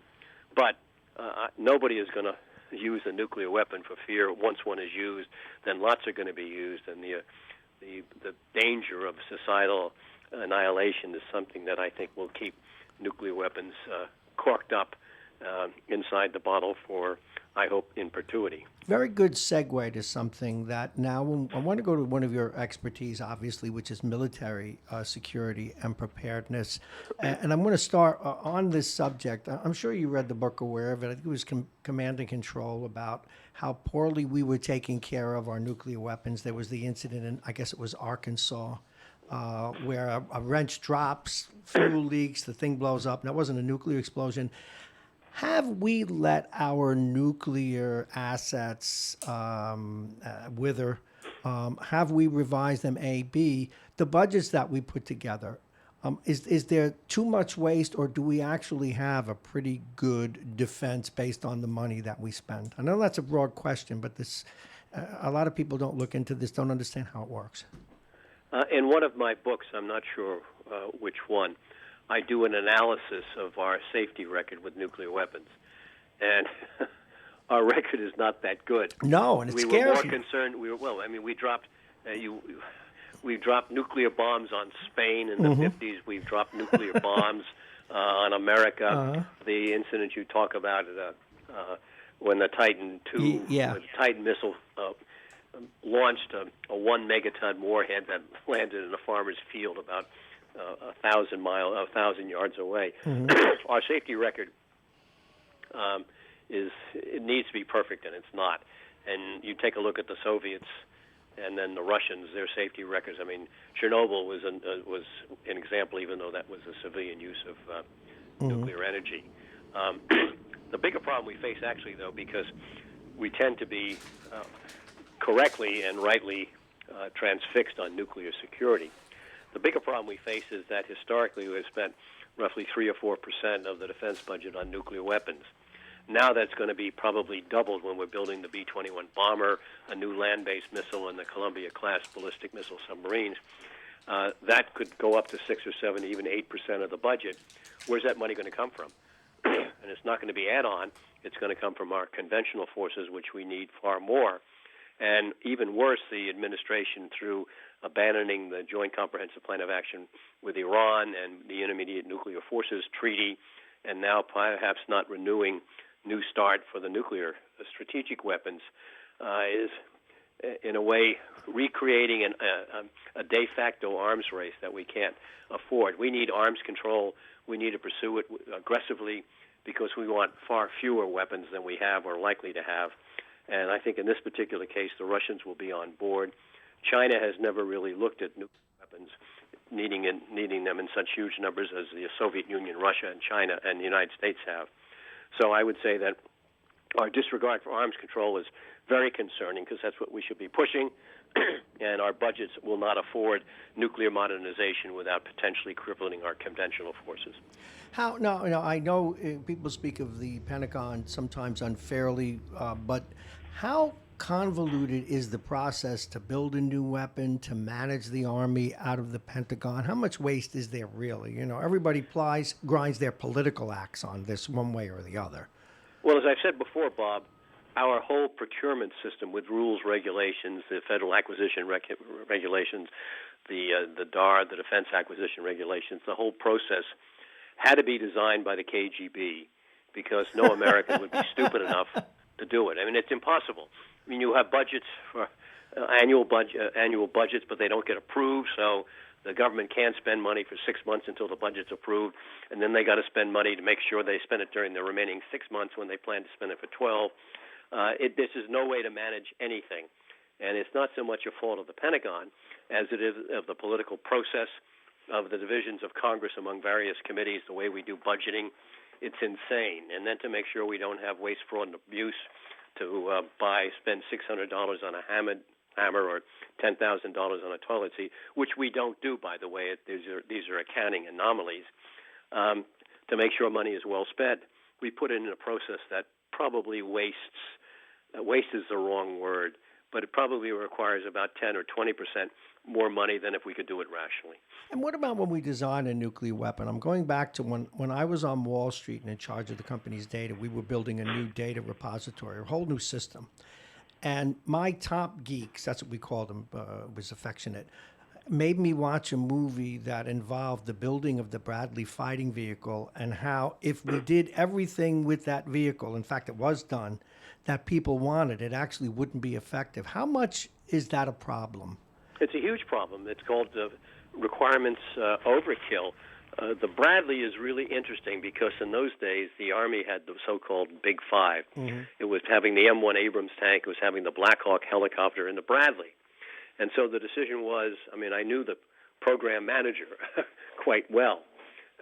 And the Army decided, well, the Bradley has got to be able to keep up with the M1 tank, so we got to make it a little bit faster. To make it faster, you had to make it bigger. And because you made it bigger, you had to change the troop capacity sign. So let's say an Army squad was 9. I forget the right number, whatever it is. But you could only put 7 in a Bradley and 5 in a Black Hawk or something like that. So the basic fighting element of the squad you couldn't carry in any of the major weapons platforms, which was irrational. But we do it. There's a better one, the C-5A Galaxy Super Transport. Oh, yes. This is the world's biggest airplane. I know huge. that plane. Somebody decided, well, during the Cold War, we might have to have it set down on a rough landing field. So what can we do about that? Well, we got to fix the wheels and the struts. We got to reinforce them. But if we're going to reinforce them, we got to reinforce the wings. If we reinforce the wings, we got to reinforce the size of the engines. And so the cost of the program doubled. Yep. Do you know how many rough landing and landing fields that a C-5A has ever made? 0. Well, and I know this is a 25-year-old story, but apropos of that, and it could have been the F-15 or the F-16, but I read this piece in Aviation News and Space Technology, where there was a period in time, and I may be wrong on the numbers, it may have been 80% or 60% of the costs were for upgrades that we would use like 2% of the time, and when they eliminated those figures, maybe not, but the direction dynamic you're going is correct. Yeah, absolutely. How often do we do that? And we see that in business too, by the way. It's why Michael Bloomberg became famous. He gave people what they needed, not what they wanted. Well, because the process takes so long. You could design and I did this study once for the Defense Advanced Research Project Agency. You could design a new sophisticated tanker or ship in 3 weeks using computer-assisted ways. To design a new destroyer or an aircraft carrier probably takes 4 years.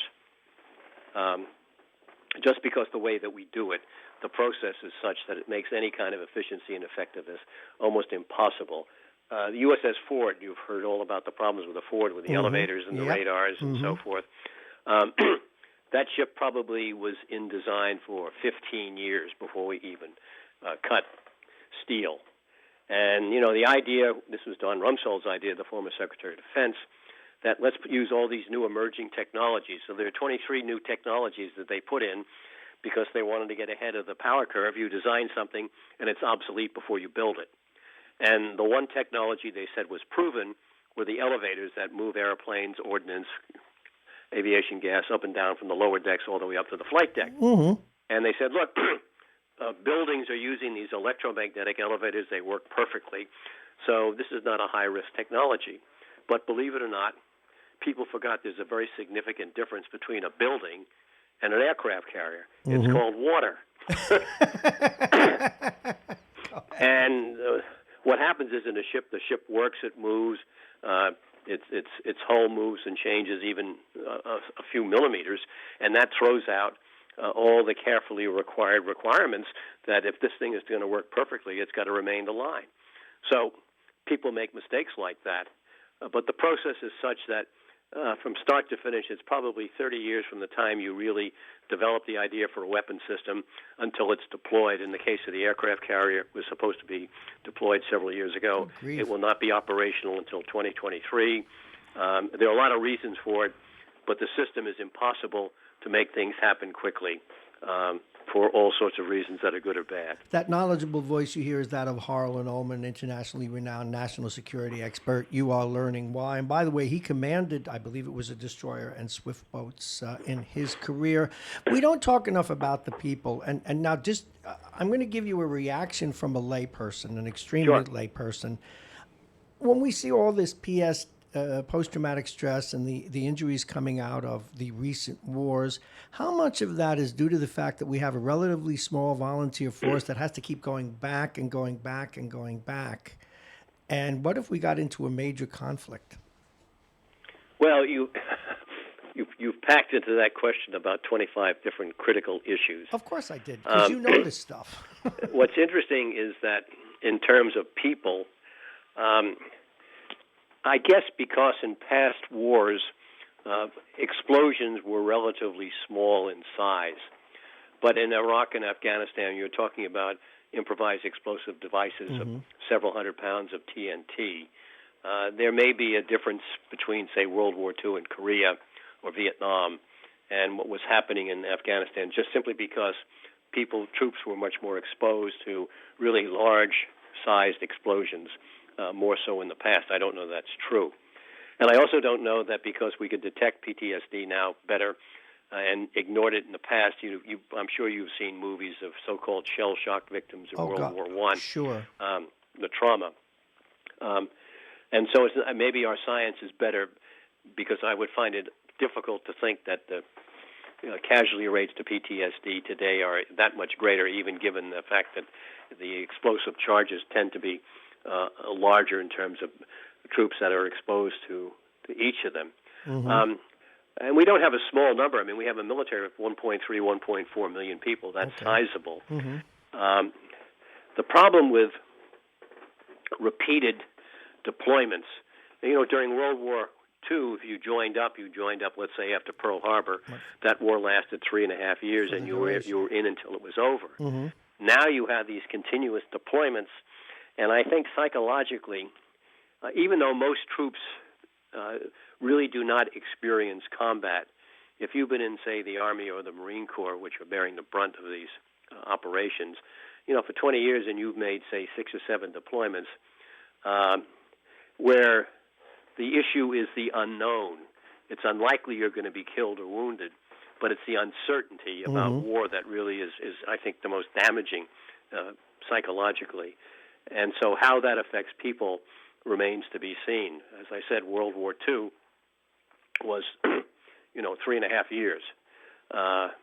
Vietnam was 12 years. And going back, and especially to a conflict which was either unwinnable or that, you're going back, but it didn't mean that we were going to win, has other burdens psychologically on people beyond PTSD. And it seems to me that these are things that are also quite worrying. If you had a family member who spent 5 or 6 tours, that may amount to, say, 4 or 5 years total.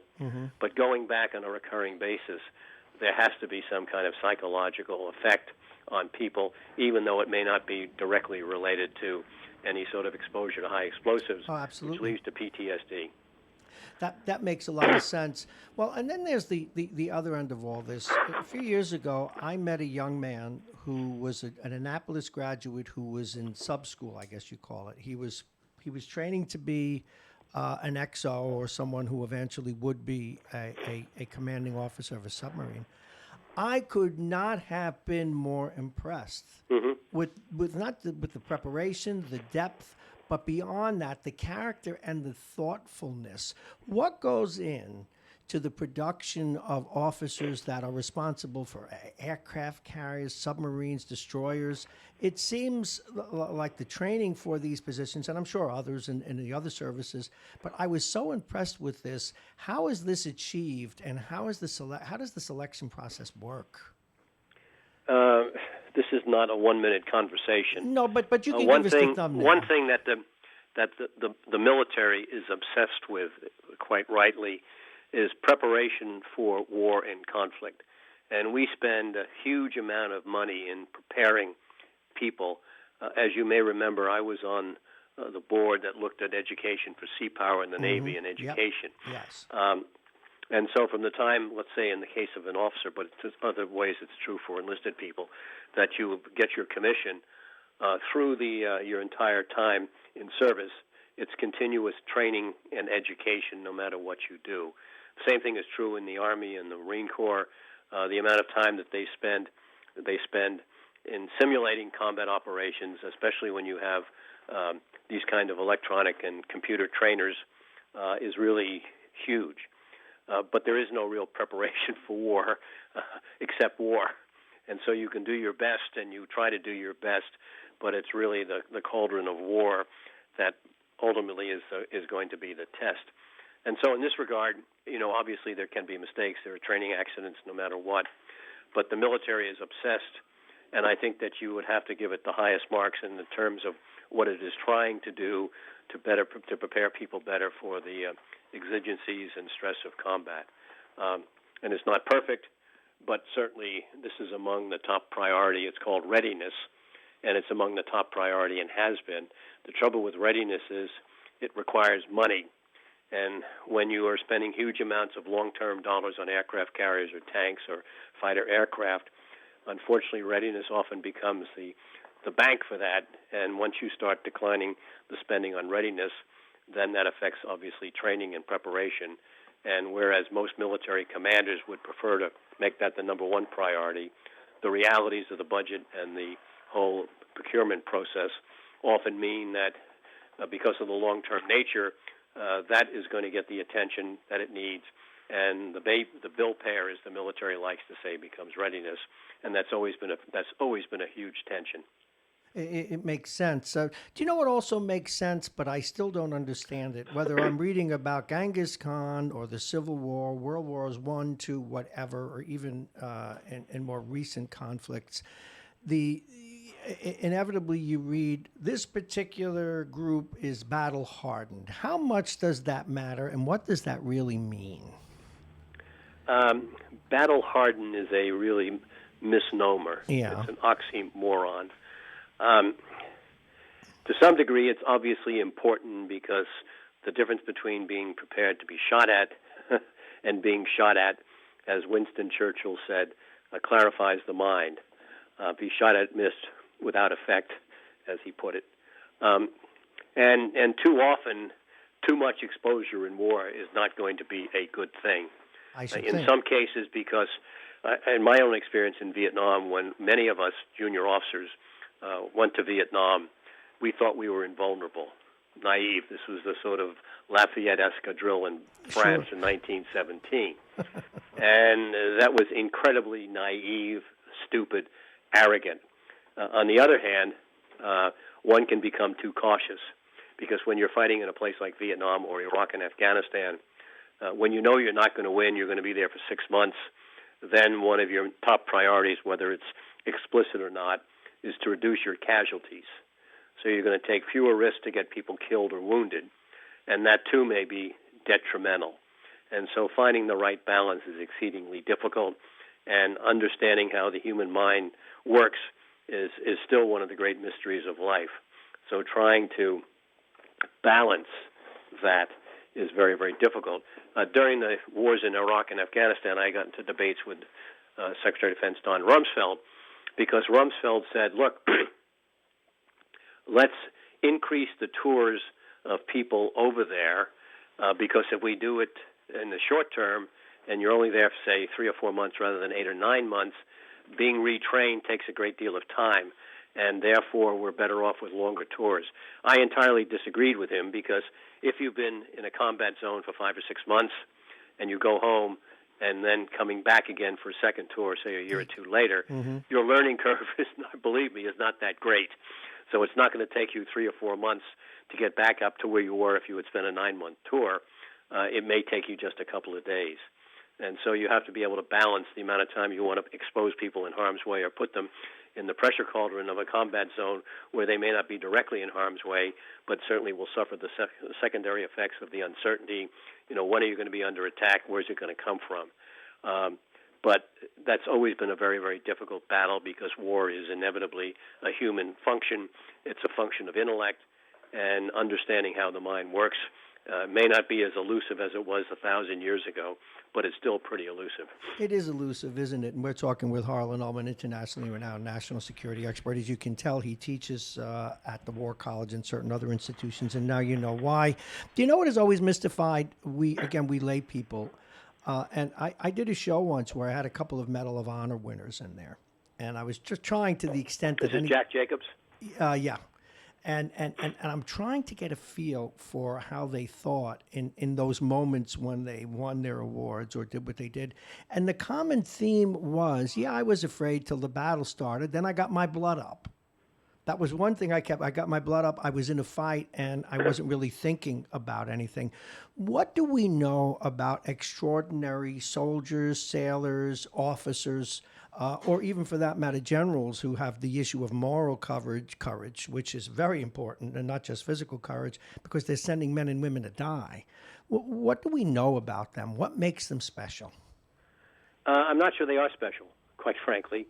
They do special things. Okay, that's it. And the way that Chester Nimitz wrote about this in the Battle for Okinawa, that you had ordinary people doing extraordinary things, when valor was a common virtue. And I think in many cases, moral courage is even more difficult because it doesn't affect you physically. I think what Jack Jacobs was saying, that when he got his Medal of Honor, he was in combat, and you're going through all these actions so quickly that while you may be afraid, you have to suppress it. It's sort of like playing a football game or any kind of sport, even though there's no corollary here. That you make a great run. If you ask, how did you be able to make the 60-yard run? You weren't thinking about getting hit. You were thinking about avoiding tackles and doing whatever you need to do. And there's a commonality in war. One of the experiences I had, we were shooting at the Viet Cong from our swift boat with a mortar, and either one of the shells was defective or it got hit on the way as it was being fired by enemy fire and exploded. And there was no doubt in my mind that it exploded just over our ammunition locker where we had another 50 rounds of 81 millimeter mortar. There was no doubt in my mind we were going to die. Okay. It was absolutely one. I mean, absolutely. You were certain. reconciled to it. No, it was instantaneous. Yeah. And I had managed to get a CO2 fire extinguisher, but the real hero was my chief bosun's mate, who was manning the 81 millimeter mortar. It was on a swivel. And here's this thing is on fire, and he is still there. My God. And it was instinctive, but the point is that when adrenaline comes up, you're doing your mission. I don't think that you have time really to think of all the consequences, and you just react naturally or unnaturally, as the case may be. Now, we know some historic stories, two that are so common in popular culture. Both Patton and Robert E. Lee for the Southern Army at different times expressed a love of war. Are there soldiers in the field that actually love fighting? And what about them? What makes them what they are? Is it just their particular personality, I guess? Well, it's very, very hard to define. But you can say that war is the ultimate contest. And so it's really how good are you, and there's a degree of excitement. And if you've been in a position where you've not been badly wounded or hurt or circumstances like that, you become fascinated with war. You become fascinated with danger. That danger is a drug of its own that becomes exhilarating. And you see this with racing car drivers. You see this with people who are mountain climbers, that the excitement and the thrill of the challenge is sufficient to give them whatever psychic response they want. And war is the same way. I bet. Christopher Hitchens, the late Christopher Hitchens, right. He once wrote that the most alive he ever felt was after he got shot at and survived. He didn't get hit. And I suspect that's so. Now, what about the generals, the Robert E. Lees? I mean, obviously, you teach. You understand these better than the average person. There's so much involved, from supplies to assets to men and equipment. It is an intellectual challenge to fight a serious battle, topography, everything else. I guess to be good at it is also to be a prideful person. Modesty helps, Not quite frankly. Some of our greatest commanders were enormously modest. Mm-hmm. I'm not a great Patton fan. I think Patton was not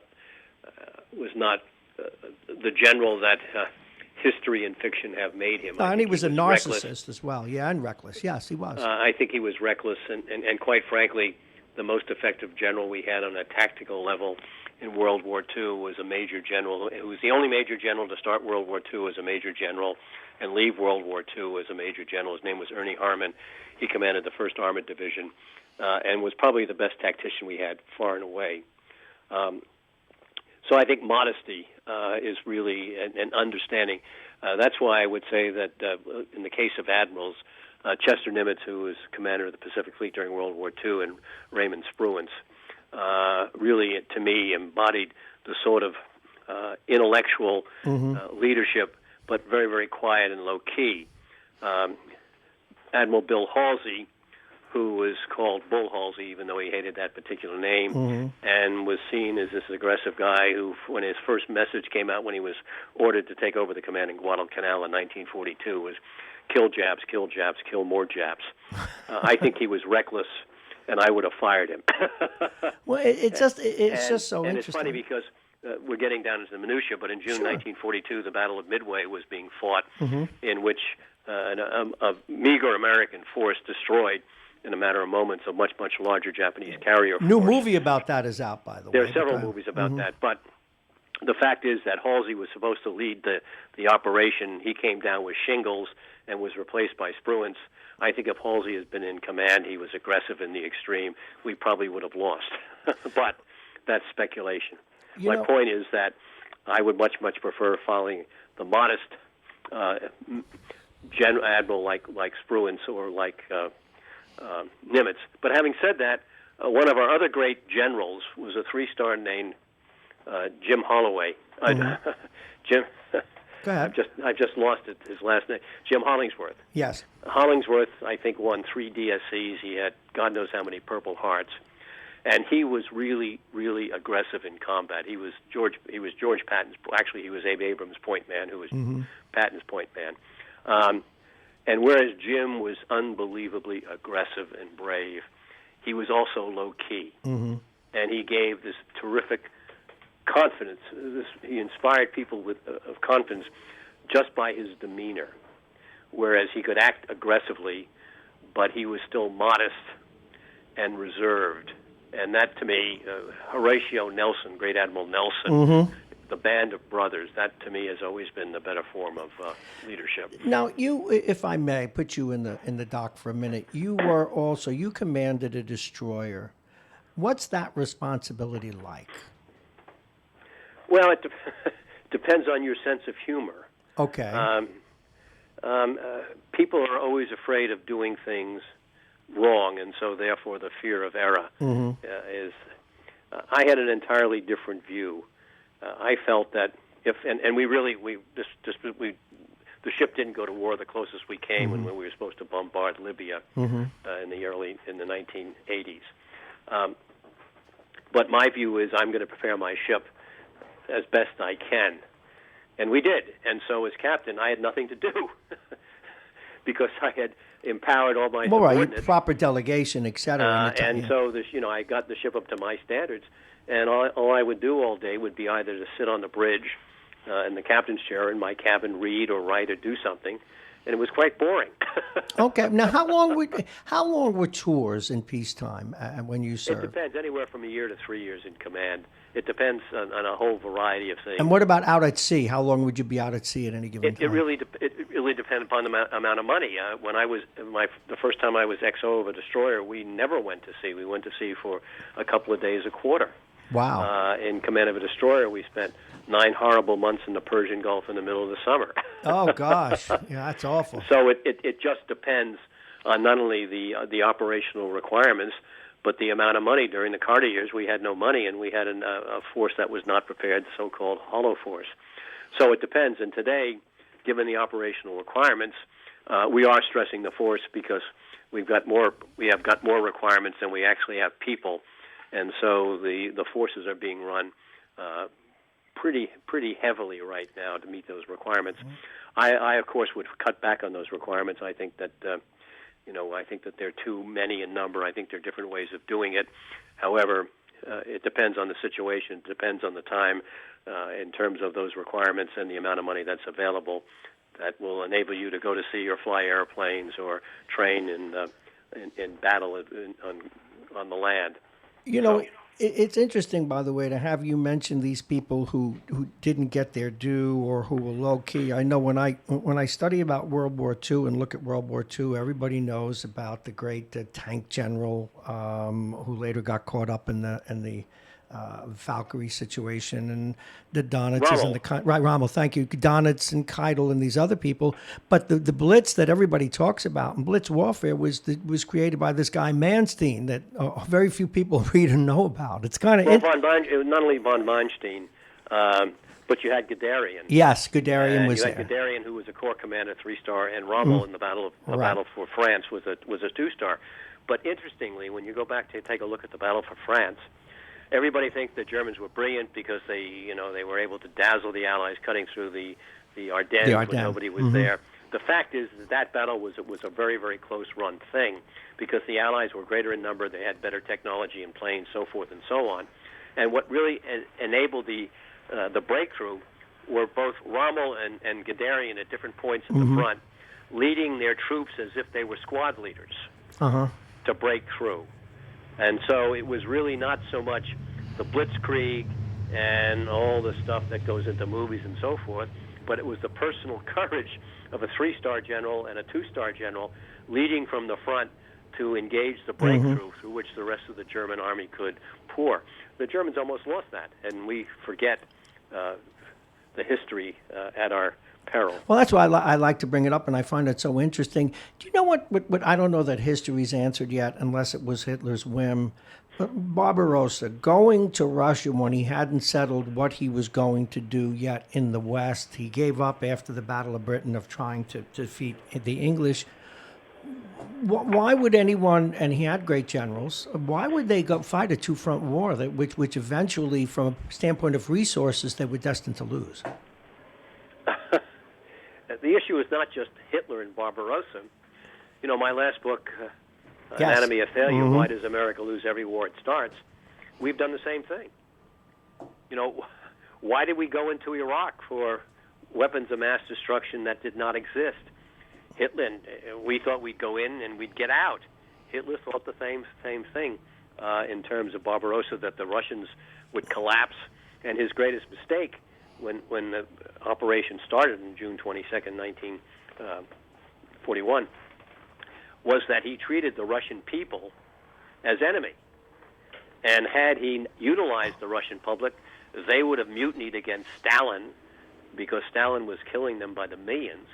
And the Germans could have probably won a much, much better victory had they not treated the Russian people so harshly. But this was part of Hitler's racial view of the superiority of the Teutonic man. Yes. And it was one of the reasons that led to his ultimate defeat, thank goodness. Well, thank goodness is right. Harlan Ullman, I could listen to you all day, and I'm sure the listeners feel the same way. Thank you very, very much. You have a great day, and I hope it doesn't snow down where you are. It's no, the weather's awfully nice. It's springtime in Washington, at least weather-wise, if not politically. Well said. Thank you very, very much, Bob. Harlan. Oh, Harlan, wait, before you go, your column today. What can you tell us about? My column today, you just caught me in a bad moment. It's called Russia and China Ain't 10 Feet Tall. Oh, that's well said. And folks, that's on UPI. Look for it today. He is the award-winning columnist. Thank you so very much, Harlan. Okay, really Bob. appreciate your time. Isn't that great Bye-bye. stuff, folks? Thank you. Isn't that great stuff? I could talk with that man all day, and he takes us to school. All righty. That slams the lid on things for today, and so far no construction next door, although the trucks are all around our little office building here, our studio. You've been listening to Mornings with Bob Marrone. We just concluded our long-form interview. I am Bob Marrone. This is Radio Westchester, the radio station at the train station. Tomorrow, great day on Thursdays. We talk with our man from White Plains, John Bailey. We talk with Al Tarantino tomorrow. We talk, of course, with Andy Spano. We'll be getting updates from him and our friends choice.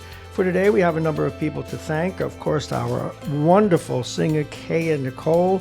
She will be at Dudley's Friday night. What a bright young woman. And boy, she can sing. She sang for us here. Vince Russo, Jake, along with Marrone's picks, A.J. Woodson, and of course, Harlan Ullman. Thank you very much. We want to thank our sponsors today, United Hebrew of New Rochelle, a top-rated campus of senior care. Visit UHGC.com. Aging Issues Management, the law firm of Payne & Khan. Plug-in Virtual Reality, and Dominic's Fine Cigars. Dominic's Fine Cigars, licensed retailer with a big selection, including Arturo Fuente, Padrons, and more. And they're located right here on Boston Post Road. Thank you so much for listening.